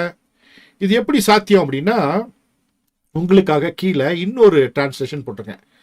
செப்டாஜின்ட் அப்படின்ற ஒரு டிரான்ஸ்லேஷன். அதாவது இயேசு கிறிஸ்து பிறப்பதற்கு முன்பாக ஒரு 350 வருஷம் இயேசு கிறிஸ்து பிறப்பதற்கு முன்பாக செப்டாஜின்ட் அப்படின்ற டிரான்ஸ்லேஷன். அதாவது எபிரேய மொழியில் இருந்ததான வேதாகமத்தை ஒரு அரசியல் காரணத்திற்காக, அன்றைக்கு இருந்த கிரேக்க அரசியல் காரணத்திற்காக அவங்க என்ன பண்ணாங்கன்னா, டாலமி பிலடெல்பஸ் என்றவருடைய காலத்துல அவசரகதியாக கிரேக்க மொழிக்கு அஃபிஷியல் லாங்குவேஜ்க்கு டிரான்ஸ்லேட் பண்ணாங்க. அன்னைக்கு அஃபிஷியல் லாங்குவேஜா கிரீக் இருந்துச்சு. அங்க என்ன போட்டிருக்குன்னா, ஆங்கலோஸ்ன்ற வார்த்தையை பயன்படுத்தியிருக்காங்க. தேவன்ன்ற வார்த்தைக்கு பதிலாக அங்க ஆங்கலோஸ்ன்னு பயன்படுத்தியிருக்காங்க. புதிய ஏற்பாட்டில் வரும் பொழுது அவங்க என்ன பண்ணிடுறாங்கன்னா, அதே அவங்க என்ன பண்ண ஹீப்ரு பைபிளை மேற்கோள் காட்டாம கிரீக்ல இருந்து மேற்கோள் காட்டியிருக்கிறாங்க. ஏன்னா புதிய ஏற்பாட்டு பிரதிகள் எல்லாமே மறுபடியும் காப்பி பண்ணப்பட்டது. அப்படி காப்பி பண்ணும் பொழுது எல்எக்ஸ்எஸ் என்கிறதான செப்டாஜின்ட்டை என்ன பண்ணியிருக்காங்க, பார்த்து காப்பி பண்ணியிருக்காங்க. அதனால அங்கேயும் என்ன பண்ணியிருக்குன்னா ஆங்கலோஸ்ன்ற வார்த்தை தான் இருக்கு. ஆனா ஹீப்ருல என்ன இருக்கு? ஏலோஹிம் என்ற வார்த்தை இருக்கு. அப்போ ஒரு வசனத்தை நாம எவ்வளவு கவனமா படிக்க வேண்டியதா இருக்கு. நாம தேவதூதரிலும் சற்று சிறியவர்களா இல்ல தேவனை காட்டிலும் சிறியவர்களானா, நாம் தேவனுடைய சாயல், தேவனுடைய ரூபம், நாம் தேவனுடைய கரத்தின் கிரியைகள், அவரை போலதான் நாம இருக்கோம். ஆனா அவரை விட சிறியவர்கள். அவருக்கு ஈக்குவல் நம்ம கிடையாது. ஆனா அவருடைய சாயலு, அவருடைய ரூபம். நாம தேவதூதர்களை போன்றவர்கள் அல்ல. தேவதூதர்களுக்கான சரீரம் நமக்கு இல்லை. நாம் தேவ சாயலாக, தேவ ரூபமாக இருக்கிறோம். ஆனாலும் நாம் படைக்கப்பட்டவர்கள், அவர் படைத்தவர். அவர் படைப்பின் காரணர், நாம் படைப்புகள். அவர் சிருஷ்டிகர்த்தா, நாம் சிருஷ்டி. அப்போ நமக்கும் அவருக்கு தான் ஒருவன், நமக்கும் அவருக்கு தான் கம்பாரிஷன். தூதர்களுக்கு நமக்கு கம்பாரிஷன் கிடையாது. இந்த உலகத்துல வேற யாருமே தேவ சாயலாவோ தேவ ரூபமாகவோ இல்லை, மனிதன் மாத்திரம்தான். அதனாலதான் தான் படைத்த மனிதனுக்காக ரத்தம் சிந்தி அவனை மீட்டு கொண்டிருக்கிறார். நமக்காக திரும்ப வரப்போகிறார். நமக்காக ஒரு எதிர்காலத்தை வைத்திருக்கிறார். மிருக ஜீவன்களை காட்டில் நாம் விசேஷித்தவர்கள். அவர்களுக்கு எதிர்காலம் இருக்கோ இல்லையோ, நமக்காகத்தான் அவர்களுக்கான ஒரு எதிர்காலத்தை வைத்திருக்கிறார். மிருக ஜீவனுக்கு எதிர்காலம் யாருக்காகனா நமக்காக தான் அவங்களெல்லாம் வச்சிருக்கிறார் ஆண்டவர். சோ மனுஷன் விசேஷித்தவன். ஆனா இங்க தேவதூதரிலும் சற்று சிறியவனாக்கினீர் அப்படின்னு மொழியாக்கம் செஞ்சுட்டாங்க. அப்போ இப்படி மொழியாக்கங்களில் இருக்கிறதான பிரச்சனைகளை தெரிந்து கொள்வதற்கு என்ன பண்ணணும்? சரியா தப்பான்னு தெரிஞ்சுக்கிறதுக்கு மொழியை கற்றுக்கொள்ள வேண்டும். ஏதோ எபிரேய மொழி மாத்திரமல்ல, கிரேக்க மொழியும் கற்றுக்கொள்ள வேண்டும், அரமேய மொழியும் கற்றுக்கொள்ள வேண்டும், லத்தீன் மொழியும் கற்றுக்கொள்ள வேண்டும். இன்றைக்கு எபிரேய மொழியை கற்றுக்கொள்வதற்கு ஒரு முயற்சியை நாம் எடுத்திருக்கோம். 2 ஆண்டு காலங்களில் நாம் எபிரேய மொழியை கற்றுக்கொள்ள போகிறோம். வேற நோக்கத்திற்காக இல்ல, நாம வேதாகமத்தை படித்து தெரிந்து கொள்வதற்காக மாத்திரமே. ஹீப்ரு சூப்பரமசி பேச நான் வரல, கலாச்சாரங்களை பேச வரல. தேவைப்பட்டால் மாத்திரமே கலாச்சார பின்னணிகளை சொல்லி தருவேன். என்னுடைய நோக்கம் வேதாகமத்தை தெரிந்து கொள்வது. ஏன்னா அவரை அறிவதே நித்திய ஜீவன் என்று வேதவசனம் சொல்லுகிறது. இயேசு கிறிஸ்துவை அறிவது நித்திய ஜீவன். வேத வாக்கியங்கள் ஆராய்ந்து பாருங்கள், அவைகளால் நித்திய ஜீவன் உண்டு என்று எண்ணுகிறீர்களே, என்னை குறித்து சாட்சி கொடுப்பவைகளும் அவைகளே ஆண்டவராக இயேசு கிறிஸ்து சொன்னார். அவரை குறித்து அறிந்து கொள்வதற்கு இந்த வேத அறிவு அவசியம். இயேசுவை யார் என்று புரிந்து கொள்வதற்கு வேத அறிவு அவசியம். உங்கள் வாழ்க்கை அடுத்த லெவலுக்கு போவதற்கு வேத அறிவு அவசியம். உங்கள் பிள்ளைகளின் ஸ்தானம் உயர்த்தப்பட்டு அவங்க நெக்ஸ்ட் லெவலுக்கு போவதற்கு வேத அறிவு அவசியம். உங்களுக்குள்ள வந்தாதான் உங்க நெக்ஸ்ட் ஜெனரேஷன் அடுத்த லெவல்ல இருப்பாங்க. இல்லைன்னா வெந்ததை தின்று விதி வெந்தால் சாவோன்னு அப்படியே லோ ப்ரொஃபைல்ல போயிடும். ஹை ப்ரொஃபைலா இருப்பதற்கு தான் கர்த்தர் அழைச்சிருக்காரு. அவரை அறிந்தவர்கள் சாதாரணமாக இருந்ததாக சரித்திரம் இல்லை. ஸோ இது ஒன்று சாதாரண ஒரு இல்லை. ஸோ வேதத்தை அறிந்து கொள்வதற்கு ஒரு முக்கியமான ஒரு விஷயம். ஓகே, அப்படியே நம்ம இந்த வசனத்தை வைத்துக்கொண்டு அடுத்தது ஏன் இந்த எழுத்துக்கள் முக்கியம், ஏன் இந்த மொழி முக்கியன்றதுக்கு எப்பொழுதுமே நான் சொல்லிக் கொடுக்குற, வழக்கமாய் சொல்லிக் கொடுக்குற ஒரு விஷயத்தை நான் சொல்லித்தரப்போறேன். அது ரூத்தின் புஸ்தகம் 4ஆம் அதிகாரம் 13ஆம் வசனத்திலிருந்து எடுத்துக்கொள்ளப்பட்ட ஒரு வாசகம். அவள் கற்பந்தரித்து ஒரு ஆண் பிள்ளையை பெற கர்த்தர் அனுக்கிரகம் பண்ணினார்.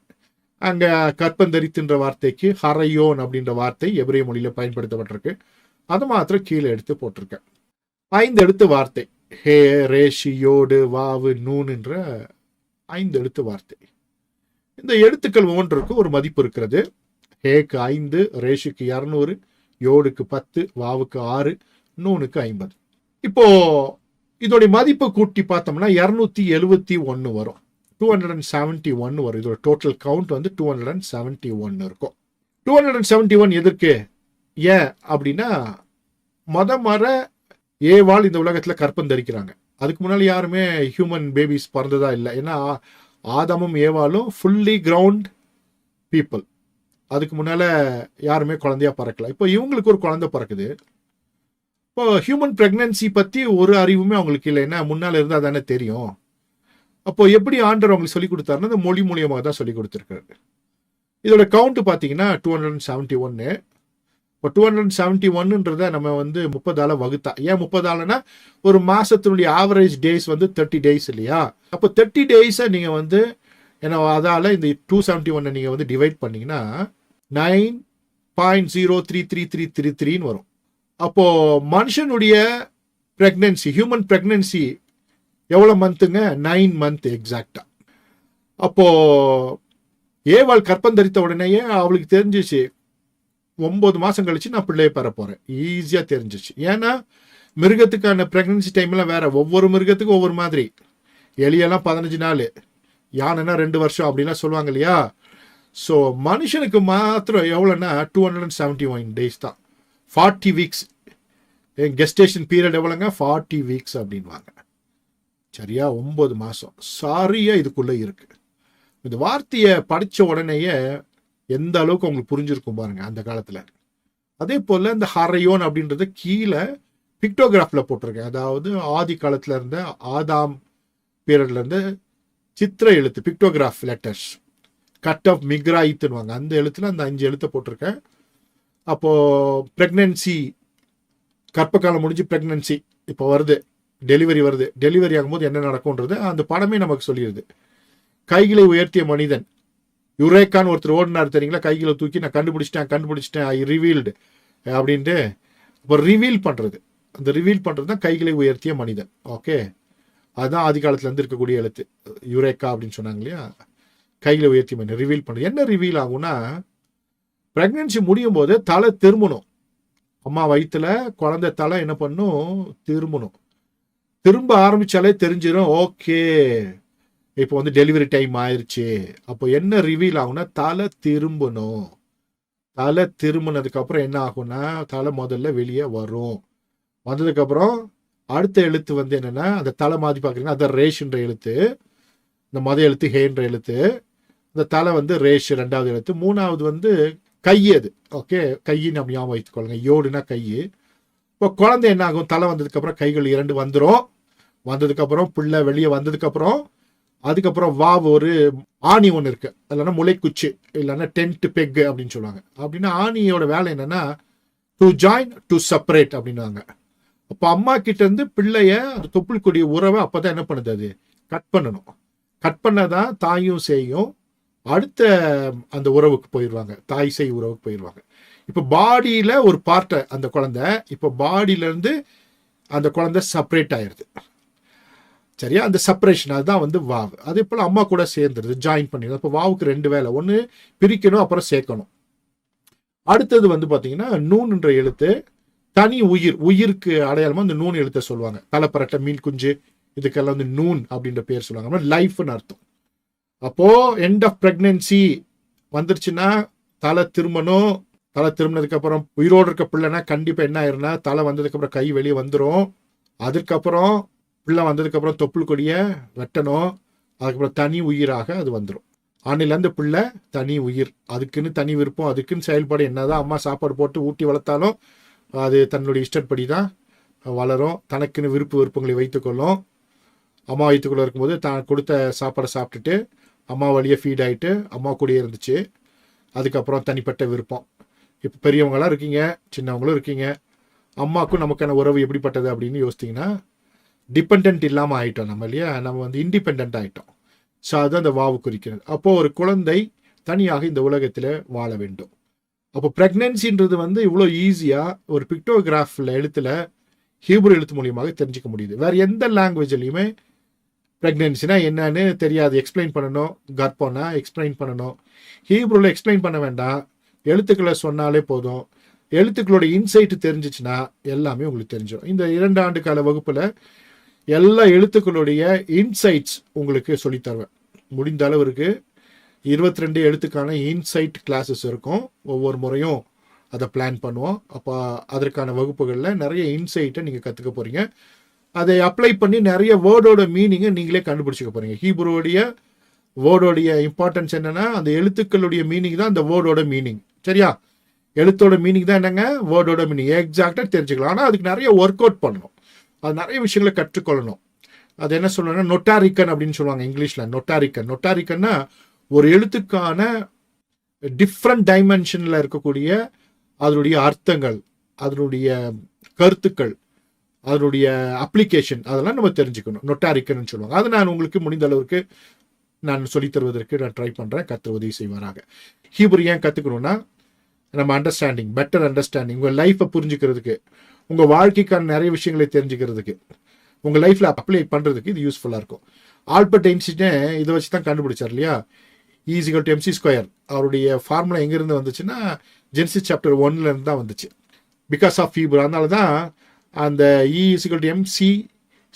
சி அப்படின்றது கான்ஸ்டன்ட் அப்படின்னு நம்ம சொல்கிறோம். ஏன் ஒரு சி வச்சாருன்னு சொன்னால், ஷம்மாஸ் அப்படின்னா சன், லைட்டுக்கான ஹீப்ரு வேர்டை தான் அவர் யூஸ் பண்ணார், ஷம்மாஷ். அவர் சன்னை பற்றி திங்க் பண்ணும்போது தான் இந்த ஃபார்முலா அவரால் என்ன பண்ண முடிஞ்சுச்சு. கான்ஸ்டன்ட் என்னென்னா லைட்டு தான் அப்படின்றத வச்சு அவர் என்ன பண்ணார்னா கண்டுபிடிச்சார். அதே போல் உங்கள் வாழ்க்கைக்கும், அவர் சயின்டிஸ்ட்டு, நம்ம ப்ராக்டிக்கல் லைஃபுக்கு நிறைய விஷயங்கள் தேவைப்படுதில்ல, உங்கள் வாழ்வதற்கான விஷயங்கள், அப்லிஃப்ட்மெண்ட்டுக்கு இந்த ஹீப்ரு உங்களுக்கு யூஸ் ஆகும். படிக்க உங்கள் வாழ்க்கையில் நிறைய மாற்றங்கள் உண்டாகும். கர்த்தர் உங்களுக்கு கற்றுத்தருவாராக. ஓகே, அடுத்தது இப்போ இந்த எபிரேய மொழி பிரிவுகள் குறித்து பார்க்க போகிறோம். ஏன்னா ஹீப்ருன்னா எல்லாமே ஹீப்ருவா, எங்களால் ஹீப்ரு கற்றுக்கிறது என்னென்னமோ ஹீப்ரு இருக்கு. அப்போ என்ன பார்த்து கேட்டாங்க, நீங்கள் ஹீப்ரு சொல்லி தரும்போது இஸ்ரேலில் போய் நான் பேசிட முடியுமா? உங்களுக்கு கற்றுட்டு போய் இஸ்ரேல் தேசத்தில் நான் ஒரு ஹோட்டலில் போய் காஃபி டீலாம் வாங்கி குடிச்சிட முடியுமா அப்படிலாம் கேட்டாங்க. ஸோ அவங்களுக்காக இது. சரியா? வேதாகமத்தில் இருக்கிற எபிரேய மொழி வேறு, இன்றைக்கு புழக்கத்தில் இருக்கிற எபிரேய மொழி வேறு. 4 விதமாக எபிரேய மொழியை பிரிக்கலாம். பிப்ளிக்கல் ஹீப்ரு அப்படின்னும் பொழுது ஓல்ட் டெஸ்டமெண்ட், பழைய ஏற்பாட்டு காலம். பிப்ளிக்கல் ஹீப்ரு இல்லைன்னா கிளாசிக்கல் ஹீப்ரு இல்லைன்னா ஏன்ஷியன்ட் ஹீப்ருன்னு சொல்லுவோம். அதுதான் நாம படிக்க போறோம். அடுத்தது மிஷ்னாயிக் ஹீப்ரு, மத சடங்காச்சார எபிரேயம். யூதர்கள் பாபிலோன் தேசத்திலிருந்து மறுபடியும் இஸ்ரேல் தேசத்துக்கு வந்த பொழுது கையை கழுவணும், இதை பண்ணு அதை பண்ணுன்னு இயேசு கிறிஸ்துவே சொன்னாங்க இல்லையா, மத சடங்குகள், அதற்கான ஒரு ஹீப்ரு அவங்க பயன்படுத்தினாங்க. இன்னைக்கு இதுவும் புழக்கத்தில் இல்லை. அப்படின்னா it was never used as a spoken language. இது பயன்பாட்டில் இல்லை. இந்த எபிரேய மொழி பயன்பாட்டில் இல்லை. மேல இருக்கிற வேதாகம எபிரேய மொழி, நாம கற்றுக்கொள்ளக்கூடிய எபிரேய மொழியும் பேச்சு வழக்கில் இல்லை. ஃபர்ஸ்ட் திங் நீங்க தெரிஞ்சுக்க வேண்டியது, பேச்சு வழக்கில் இல்லை. நாம் கற்றுக்கொள்கிற எபிரேயம் பேச்சு வழக்கு எபிரேயம் அல்ல, ஸ்போக்கன் ஹீப்ரு இல்லை. அதற்கும் இதற்கும் பயங்கரமான கான்ட்ராஸ்ட், பயங்கரமான வித்தியாசம் இருக்கிறது. சரியா? அதனால இங்கே ஹீப்ரு கற்றுக்கிட்டு இஸ்ரேல் தேசத்தில் போய் அங்கே போய் காஃபி டீ எல்லாம் வாங்கி குடிக்க முடியாது. தேவைப்பட்டா அந்த ஹீப்ரு சொல்லி தருகிறோம். அது கடைசியில் எண்டில் கொஞ்சம்லாம் நீங்கள் பேசிக்கலாம் தெரிஞ்சதுக்கப்புறம் ஒரு ஸ்போக்கன் இன்னைக்கு இருக்கிற மாடர்ன் ஹீப்ரு, நவீன கால எபிரேய மொழி சொல்லித் தருவதற்கு பிளான் பண்ணுறோம். ஒரு பேசிக்கான விஷயங்கள், ஒரு டயலாக்ஸ்லாம் சொல்லித் தருவதற்கு பிளான் பண்ணுறோம், சொல்லி கொடுத்துலாம். ஆனால் நம்முடைய நோக்கம் என்னன்னா வேதாகம எபிரேய மொழி தான். சரியா? அப்போ மிஷ்னாயிக் ஹீப்ரு நம்ம சொல்லி தரதில்லை. நிறைய பேர் அதை சொல்லி கொடுத்துட்டு இருக்காங்க நம்ம தேசத்துல. மத சடங்காச்சார எபிரேயத்தை சொல்லி தருவதில்லை. எப்படி கண்டுபிடிச்சிக்கலாம்? எப்போ பார்த்தாலும் கல்ச்சர் பத்தியே பேசி உங்களை யூதனா மாத்திர மனநிலைக்கு வந்துடுறாங்க இல்லையா? நீங்களும் யூதனா மாறிடணும், கிப்பா போட்டுறணும், குல்லா போட்டுறணும், சால்வையை போத்திடணும், இஸ்ரவேலுக்கு புனித பயணம் போயிடணுன்ற ஒரு நோக்கத்தில் உங்களுக்குள்ள உண்டு பண்ணிச்சுல, அது இந்த மிஷ்னாயிக்கு ஹீப்ரு தான். சரியா?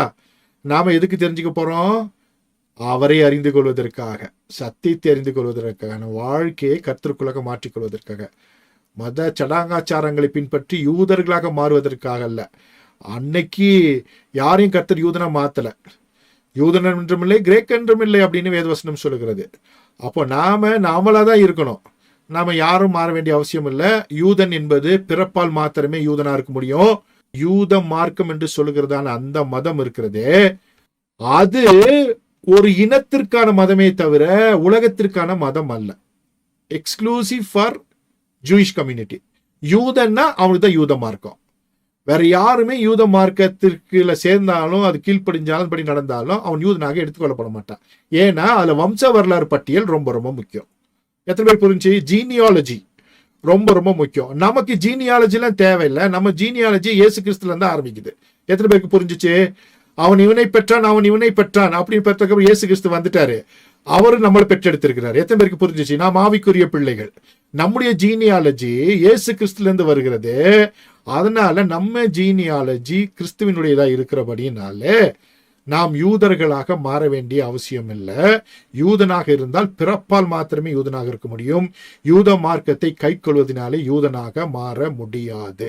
மிஷ்னாய்க்குடைய மிகப்பெரிய பிரச்சனை என்னன்னா, ஒருவனை அந்த ஈர்ப்புக்குள்ளாக கொண்டு போய் அவனை மாற்றிவிடும். அடுத்தது மூன்றாவது மெடிவல் ஹீப்ரு, இடைக்கால எபிரேய மொழி. இது பார்த்தீங்கன்னா 6வது நூற்றாண்டிலிருந்து 13வது நூற்றாண்டு வரைக்கும் இருந்ததான ஒரு ஹீப்ரு. இது பார்த்தீங்கன்னா மெடிவல் ஹீப்ருன்றது இந்த நவீன கால ஹீப்ருக்கு முன்னால இருந்தது. சரிங்களா? ஓகே. இதுவும் என்ன பிரச்சனைனா, இது கவிதைகள் அதே போல நிறைய புஸ்தகங்கள் எழுதுவதற்கு பயன்படுத்தப்பட்டது.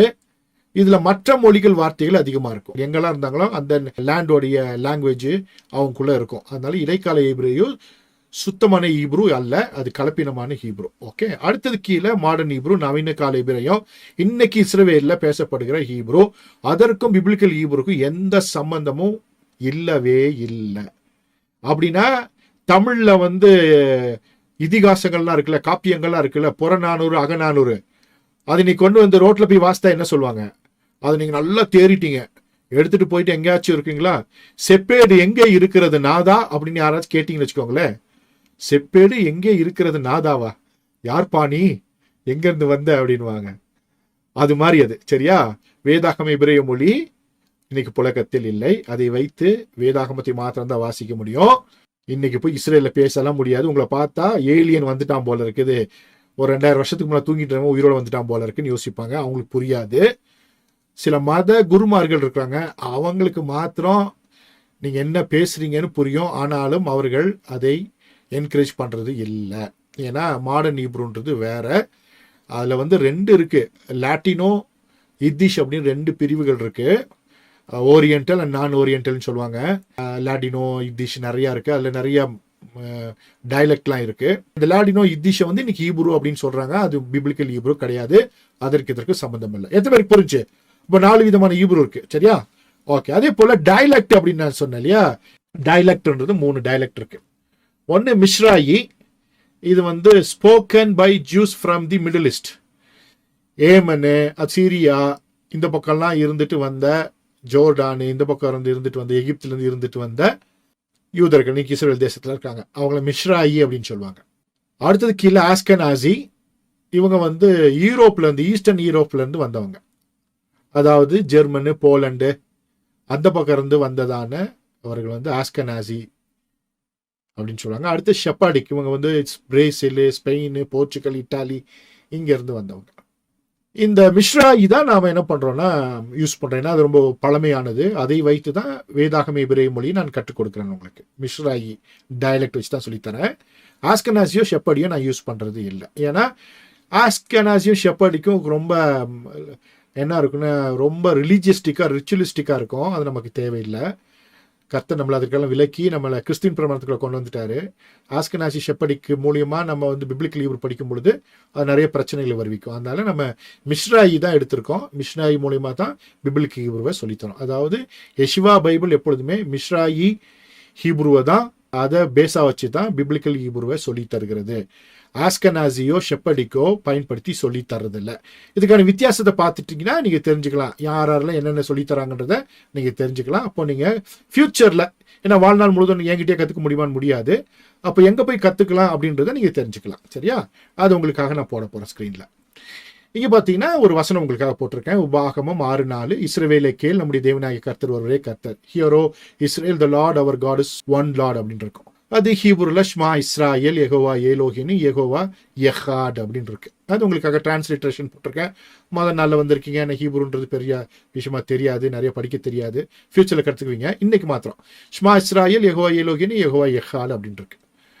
இந்த வசனத்தை ஷெப்பர்டிக் ஹீப்ரு எப்படி வாசிப்பாங்கன்னா, உங்களுடைய இடது பக்கம் பார்க்குறீங்க இல்லையா, என்ன இருக்குன்னா ஷ்மா இஸ்ராயேல் அடோனாய் ஏலோஹின்னு அடோனாய் யெஹாடுன்னு வாசிப்பாங்க.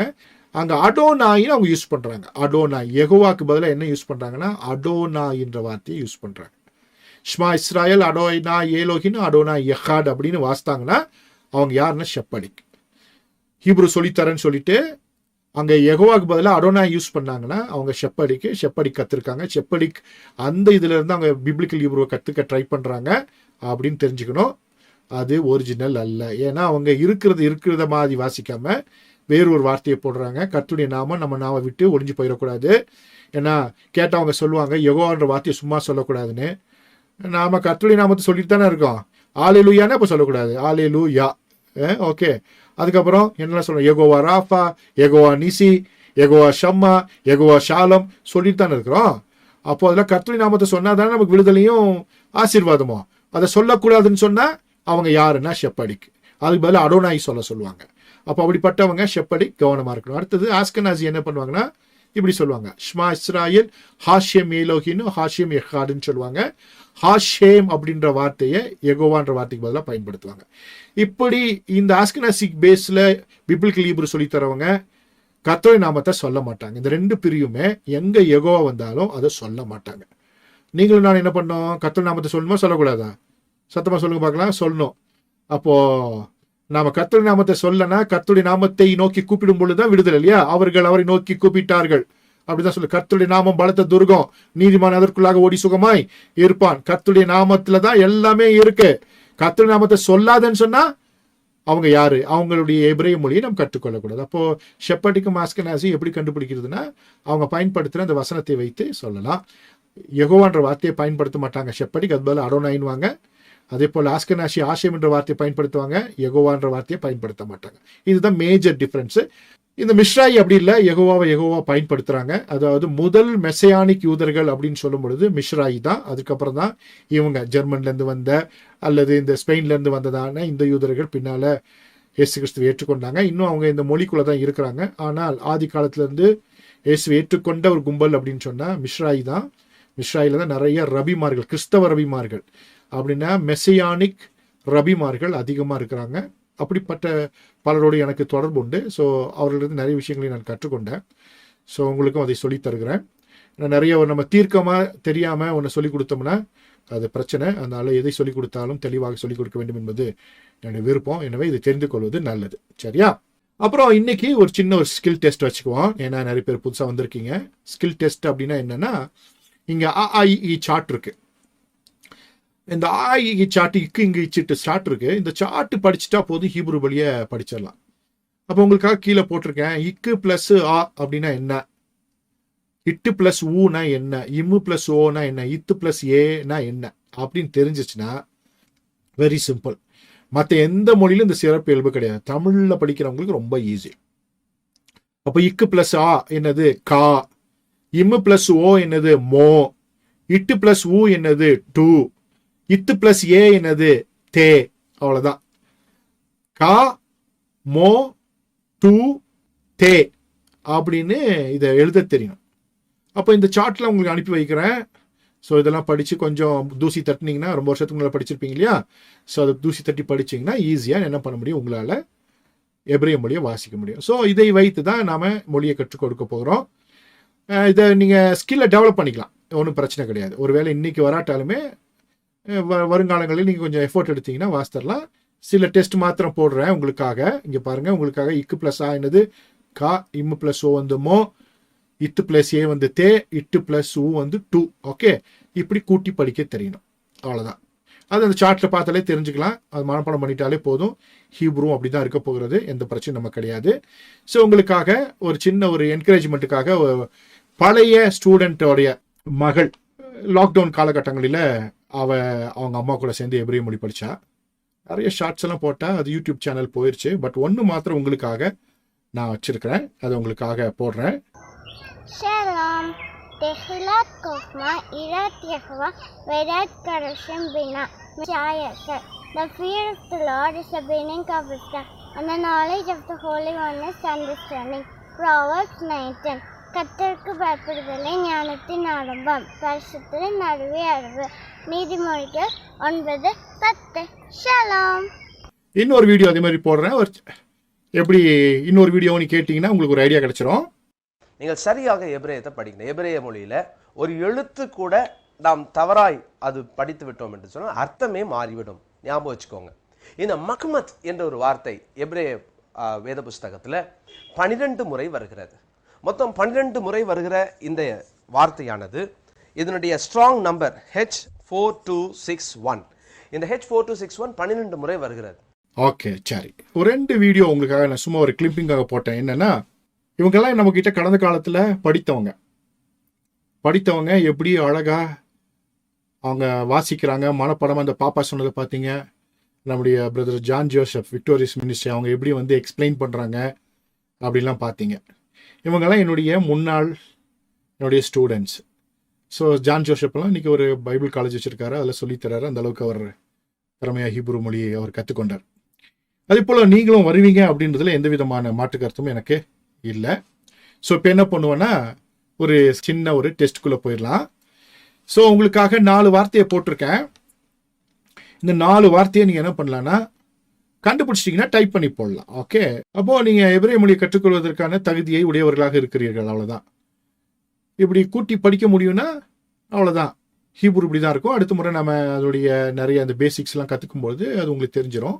சரி, அப்படி நம்ம என்ன பண்ணுவோன்னா, இதை இன்னும் கொஞ்சம் எளிமையாக பார்ப்போம்.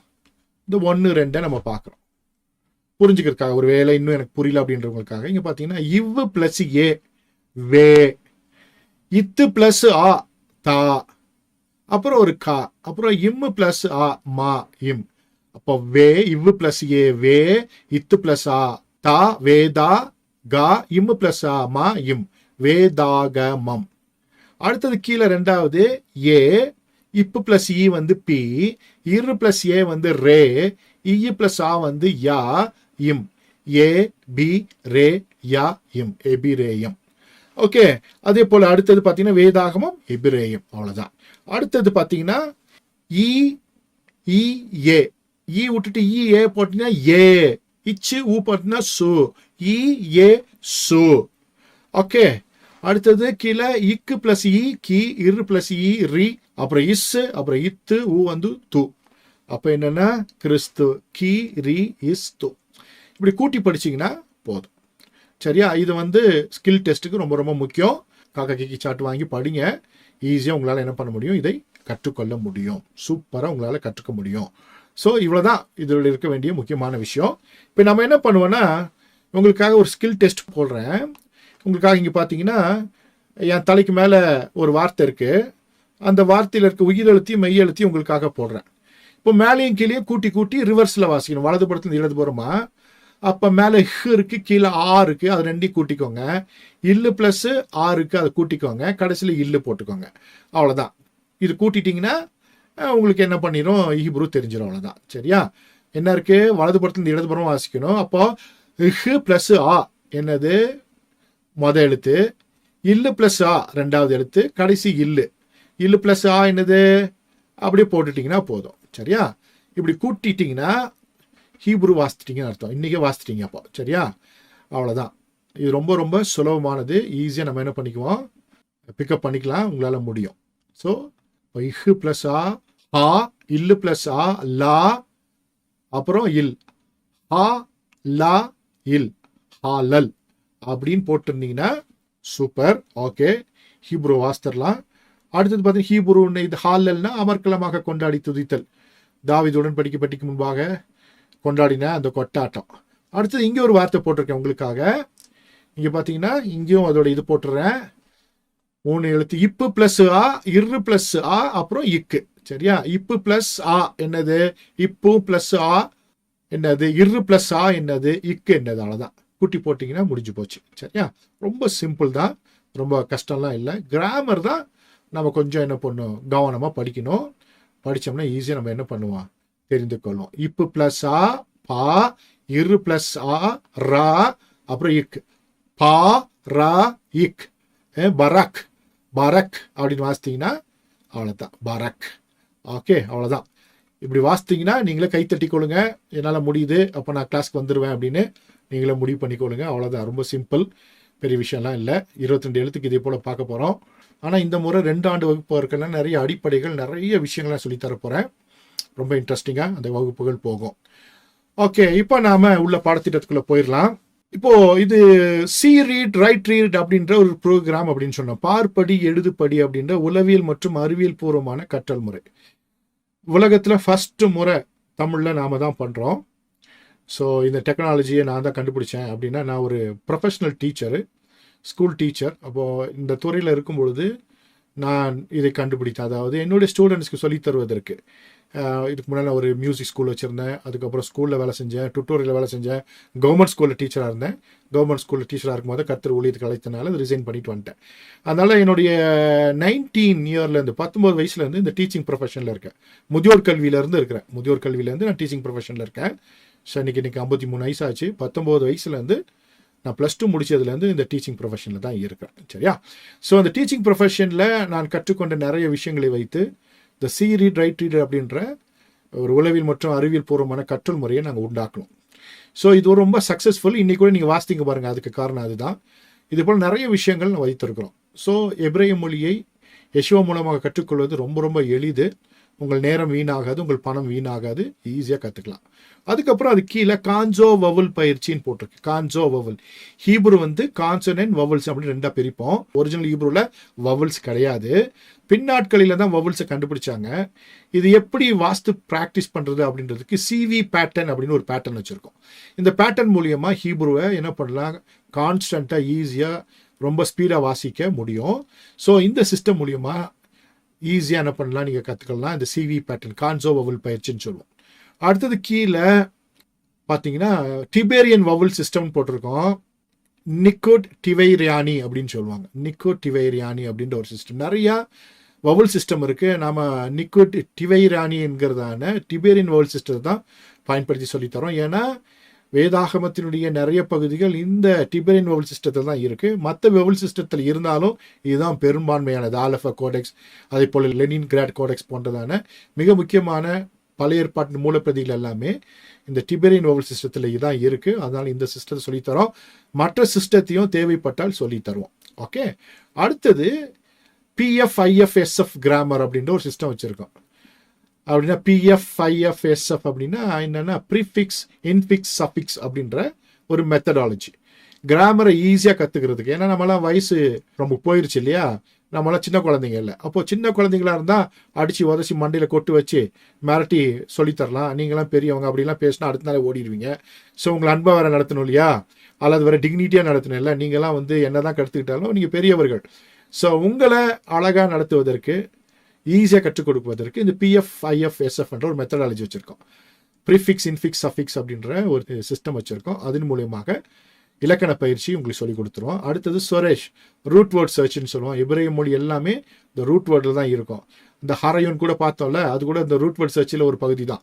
ஸோ அது எப்படி பார்க்கறது, ஒவ்வொரு எழுத்துக்கும் என்ன மீனிங் இருக்கும், ரூட் வேர்டை கண்டுபிடிச்சா எப்படி அந்த வார்த்தையுடைய மீனிங்கை கண்டுபிடிக்கலாம், அந்த பேசேஜோட மீனிங் கண்டுபிடிக்கலான்ற ஒரு பயிற்சி இருக்குது. அப்புறம் டிர்கோம் டிரான்ஸ்கிரைப்னு ஒரு பயிற்சி இருக்குது. அதாவது ஒரு ஹீப்ரு பேசேஜை, பைபிள் பேசேஜ் எப்படி நம்ம மொழிக்கு டிரான்ஸ்லேட் பண்ணி பார்க்குறது, நமக்கு வேண்டிய பகுதிகளை மொழியாக்கம் செய்து கொள்வது. இப்போது நாங்களாம் என்ன பண்ணுறோன்னா, யெஷுவாவில் படித்த பல ஸ்டூடெண்ட்ஸ், இதுக்கு முன்னால் படித்தவர்கள்லாம் என்ன பண்ணுறாங்கன்னா, ஒரு பேசேஜை ஹீப்ருலேருந்து அவங்களுக்காக டிரான்ஸ்லேட் பண்ணிக்கிறாங்க. ஃபுல் பைபிளை டிரான்ஸ்லேட் பண்ண முடியாது இல்லையா, அதற்காக அவங்களுக்கு வேண்டிய வசனங்களை, பிரச்சனைகள் இருக்கும்போது, மொழியாக்க பிரச்சனைகள் இருக்கும்போது அவங்களே அவங்க பேசேஜை மொழியாக்கம் செய்து அவங்க பயன்படுத்தி கொள்கிறாங்க. அது போல் நீங்களும் என்ன பண்ணலாம், பயன்படுத்தி கொள்ளலாம். அது போல் சில பேசேஜ் நம்முடைய ஃபேஸ்புக்கில் இருக்கும். யெஷுவா பைபிளோட ஃபேஸ்புக்கில் சில பேசேஜ் மாத்திரம் போட்டிருப்போம். ஒரு பேசேஜ் அப்படியே டிரான்ஸ்லேட் பண்ணி இந்த நியரஸ்ட் டிரான்ஸ்லேஷன் என்னவா வரும்ன்றதை போட்டிருக்கோம். அதே போல் நீங்களும் ஃபியூச்சரில் உங்களுக்கான வேத வசனங்களை கொஞ்சம் பிரச்சனை இருக்கிற, புரிந்து கொள்ள கடினமாக இருக்கிற அல்லது தியாலஜிக்கல் ஏதாச்சும் டிஸ்டர்ப் ஆகிற வசனங்களை எப்படி நேரடியாக மொழியாக்கம் செய்து படிப்பது என்கிற பயிற்சியும் இந்த டிர்கும் என்கிறதான இந்த டிரான்ஸ்கிரைப் இதில் சொல்லித்தரும். அப்போது இங்கே பார்த்தீங்கன்னா ஒரு ஒரு ஃபுல்லாக ஒரு கம்ப்ளீட் ஒரு சிஸ்டம் இருக்குது. சீரீட் ரைட் ரீட் ப்ரோக்ராம் இருக்குது, கான்சோவல் பயிற்சி இருக்குது, டிபரின் வேர்ல்ட் சிஸ்டத்தை வச்சு இந்த ஃபஸ்ட்டு லெவலில் முடிச்சிடும் உங்கள் ரைட் ஹேண்ட் சைடில் இருக்கிறது. செகண்டு 3 இருக்குது, PFIFSF என்ற இலக்கண பயிற்சி, அப்புறம் சுரேஷ்ன்ற அந்த வேர்ச்சுவல் பயிற்சி, அடுத்த டிர்கும். அப்போ 4 மொத்தம் 4 ஃபேஸஸ் இது. ஓகே, இந்த 4 ஃபேஸஸையும் மிக்ஸ் பண்ணி தான் சொல்லி தருவேன், தனித்தனியாக சொல்லித்தர மாட்டேன். ஏன்னா கிராமர் மாத்திரம் தனியாக சொல்லி கொடுத்தா போர் அடிச்சிடும். ஸோ எல்லாமே கலவையாக வரும். ஆனால் உங்களுக்கு சொல்லிடுவேன் எதெல்லாம் சொல்லித்தர போகிறேன்றதை. எங்கெங்கெல்லாம் இந்த சிம்பிள்ஸ் வந்துடும் எல்லா பக்கத்துலையுமே. இப்போது ஒருவேளை நாளைக்கே டிரான்ஸ்லேஷன் சொல்லி கொடுத்தனா அங்கே டிர்கும் டிரான்ஸ்கிரைப்ன்ற அந்த லோகோவோட வரும். அப்போ நீங்கள் கண்டுபிடிச்சிக்கலாம் எது என்னென்ன நம்ம கற்றுக்குறோன்றதை. இந்த லோகோஸை வச்சு என்ன பண்ணிக்கலாம், கற்றுக்கொள்ளலாம். இந்த லோகோஸை நல்லா நீங்கள் பார்த்து வைத்துக் கொள்ளுங்க. ஓகே, ஸோ இதுதான் நம்மளுடைய கிளாஸோடைய ஒட்டுமொத்த அவுட்டர் லைன். இதை வைத்து தான் உங்களுக்கு நான் சொல்லித்தர போகிறேன். ஸோ இது உங்களுக்கு பிடிச்சிருந்தா, இது ரொம்ப உங்களுக்கு யூஸ்ஃபுல்லாக இருக்கும்னு நினச்சிங்கன்னா தொடர்ந்து நம்மளோட வகுப்புகளில் நீங்கள் பங்கு பெறலாம். அடுத்தது நீங்கள் எல்லாருமே இந்த புக்கு ஒன்று வாங்கி வைத்துக்கணும். நம்முடைய புக்கு சீரீட் ரைட் ரீட் புஸ்தகம் நோஷன் ப்ரெஸ்ஸில் கிடைக்கும், அல்லது அமேசானில் ஃப்ளிப்கார்ட்லாம் கிடைக்கும். நோஷன் ப்ரெஸ்ஸோட அட்ரஸ் போட்டிருக்கேன். இந்த அட்ரஸில் பார்த்து போய் இந்த புஸ்தகத்தை வாங்கி வைத்துக் கொள்ளுங்கள். ஸோ இது ரொம்ப ரொம்ப முக்கியம். அடுத்த மாதத்துக்குள்ளே, அதாவது ஒரு 10 நாளுக்குள்ளே வாங்கி வைத்துக் கொள்ளுங்க. அப்பப்போ இதுலேருந்து தான் நிறைய விஷயங்களை நான் சொல்லித்தர போகிறேன். இது பேசிக்காக எழுத படிப்பதற்கான புஸ்தகம் தான், கொஞ்சம் இன்சைட்ஸ் உள்ளே இருக்கும். ஸோ இது போதுமானது, நம்முடைய வகுப்புக்கு போதுமானது. கிராமருக்கெல்லாம் பின்னாட்களில் உங்களுக்கான ஏற்பாடுகள்லாம் செய்து தரப்படும். ஸோ இந்த புஸ்தகத்தை நீங்கள் எல்லாருமே வாங்கி வைத்துக் கொள்ளணும். சரியா? வாங்க முடியாதவங்க இல்லை அந்த எங்கே கிடைக்கல அப்படின்றவங்களாம் சொன்னீங்கன்னா அதுக்கான ஏற்பாடுகள் செய்து வாங்கி தரப்படும். சரியா? ஓகே, அடுத்தது இந்த கிளாஸஸ் பொறுத்தளவுக்கு நீங்கள் மொபைல் ஃபோனில் பார்க்கறனால பெருசாக யூஸ் இருக்காது. ஏன்னா லெட்டர்ஸ் எல்லாம் சின்ன சின்னதாக தெரியும். மொபைல் ஃபோன் என்பது ஒரு ஜூம் கான்ஃபரன்ஸ் அட்டன் பண்ணலாம், அதே போல் ஒரு மீட்டிங் அட்டன் பண்ணுறதோ ஒரு ஜபத்தை நடத்துவதோ அதுக்கு வந்து யூஸ்ஃபுல்லு. படிக்கிறதுக்கு வந்து டேபோ அல்லது கம்ப்யூட்டரோ பிரயோஜனமாக இருக்கும். ஏன்னா இது மொழி வகுப்பு. மொழி வகுப்பை பொறுத்தளவுக்கு ஸ்க்ரீனில் என்னன்னு தெரிஞ்சாதான் உங்களால் படிக்க முடியும். சரியா? அதனால எல்லாருமே முடிந்த அளவிற்கு லேப்டாப் இருக்கிறவங்க லேப்டாப் யூஸ் பண்ணுங்க. டேப் இல்லைன்னா டேப் வாங்கிக்கொள்ளுங்க. மொபைல் மட்டும் தான் வச்சிருக்கிறவங்க கண்டிப்பாக ஒரு டேப் வாங்கிக்கோங்க, இல்லைன்னா ஒரு லேப்டாப் வாங்கி அதன் மூலியமாக கனெக்ட் ஆகிக்கோங்க. அது ரொம்ப ரொம்ப உபயோகமானது. இதற்கான இந்த வகுப்பு உங்களுக்கு மிகுந்த பிரயோஜனமாக இருந்திருக்கும் என்று கிறிஸ்துவுக்குள் விசுவாசிக்கிறேன். கர்த்தர் உங்கள் யாவரையும் ஆசீர்வதிப்பாராக. ஒரு சிறிய ஜெபத்தோடு நம்ம முடிப்போம். கண்களை மூடி அப்படியே கர்த்தருடைய சன்னிதானத்தில் வந்து நிற்போம். அன்பின் பரலோக பிதாவே, உமது குமாரனாகிய இயேசுவின் நாமத்தினாலே நம்முடைய சன்னிதானத்துக்கு நேராக வந்து நிற்கிறோம். இவ்வளவு நேரம் ஆண்டவரே வேதாகமத்தினுடைய எபிரேய மொழி நீர் சொல்லிக் கொடுத்த, நீர் பேசின ஆண்டவரே உம்முடைய மொழி வேதாகமத்தின் மொழியை ஆண்டவரை கற்றுக்கொள்வதற்கான ஒரு ஆயத்த பணியிலே ஆண்டவரை நாங்கள் ஈடுபட்டோம். நிறைய விஷயங்களை எங்களுக்கு சொல்லிக் கொடுத்தீங்க, நிறைய விஷயங்களை கற்றுக்கொண்டோம். எங்களுக்குள்ளாக ஒரு ஆவலை கர்த்தர் உண்டு பண்ணியிருக்கிறீர். உம்மை அறிவதே நித்திய ஜீவன் என்று வேதவசனம் சொல்கிறது. உம்மை அறிந்து கொள்வதற்கு, புரிந்து கொள்வதற்கு, எங்கள் வாழ்க்கை தரத்தை உயர்த்தி கொள்வதற்கு, இன்டலெக்சுவலாக ஆண்டவரே ஃபிசிக்கலாக ஆண்டவரே எங்கள் வாழ்க்கையை மாற்றிக்கொள்வதற்கு இந்த வகுப்புகள் எங்களுக்கு பிரயோஜனமாக இருக்கும் என்று நாங்கள் விசுவாசிக்கிறோம். எங்களை நம்முடைய சன்னிதானத்தில் ஒப்பு கொடுக்கிறோம் ஆண்டவரே. இந்த நல்ல வாய்ப்பை நீர் தான் தந்தீர் நாங்கள் விசுவாசிக்கிறோம்.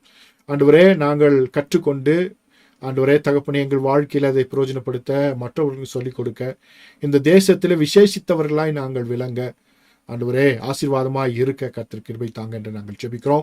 விசேஷமாக இந்த இணைப்பில் வந்த ஒவ்வொருவரையும் நான் ஆசீர்வதிக்கிறேன்ப்பா. நேரத்தை எடுத்து ஆண்டவரே இந்த நாளில் வகுப்பு பங்கு பெற்றாங்க. அவங்களை எல்லாவற்றையும் பரிசுத்த ஆவியானவர் சொல்லிக் கொடுத்தீர் என்று விசுவாசிக்கிறேன். கற்றுக்கொண்டவைகளை இன்னுமாய் ஆண்டவரே பிரயோஜனப்படுத்த, பயன்படுத்தி கொள்ள, இன்னுமாய் கற்றுக்கொள்வதற்கு ஞானமுள்ள இருதயத்தை, ஆண்டவர் நல்ல பலனை, நல்ல பொருளாதாரத்தை, நல்ல சூழ்நிலைகளை தாங்க என்று நான் ஜெபிக்கிறேன்.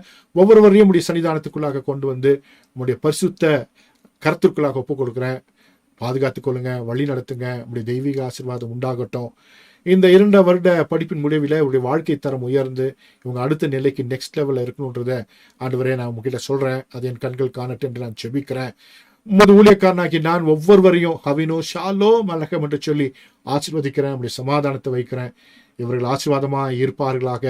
இஸ்ரவேலை ஆசீர்வதிப்பதே எனக்கு பிரியம்னு சொன்னீங்க ஆண்டவரே. கலாத்தியர்களை சொன்னீங்க ஆண்டவரே. தகப்பனே, ஆபிரகாமின் ஆசீர்வாதம் கிறிஸ்து இயேசுவின் மூலமாக புறஜாதிகளுக்கு வருவதற்கு அப்படி ஆயிற்றுன்னு சொல்லியிருக்கீங்க ஆண்டவரே. எங்களுக்கு ஆபிரகாமின் ஆசீர்வாதம் மூலமாக வருவதற்கு கர்த்தர் திட்டம் வைத்திருக்கிறீர்.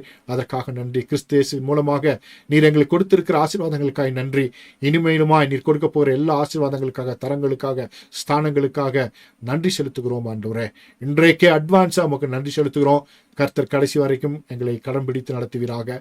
உடைய ராஜ்யத்தில் ஆண்டவரே நாங்கள் வந்து நிற்க உமது கரங்களிலிருந்து கிரீடங்களை பெற்றுக்கொள்ள கர்த்தர் உதவி செய்வீராக. இந்த நாள் நல்ல நாள், நீர் எங்களுக்கு கொடுத்த அருமையான நாள். அதற்காக நன்றி செலுத்துகிறோம். திரும்ப நாங்கள் ஒருவரை சந்திக்கும் வரைக்கும் மாறாத உமது கிருபை, உமது அன்பு, உம்முடைய பரிசுத்தம், பாதுகாப்பு, வழி நடத்துதல், உம்முடைய மாறாத காருண்யம் ஆண்டவர் உமது ஆளுகை எங்களோடு இருக்கட்டும். இயேசுவின் நாமத்தினாலே நன்றி செலுத்தி செபிக்கிறோம் பிதாவே. ஆமென். God bless you. Thank you so much.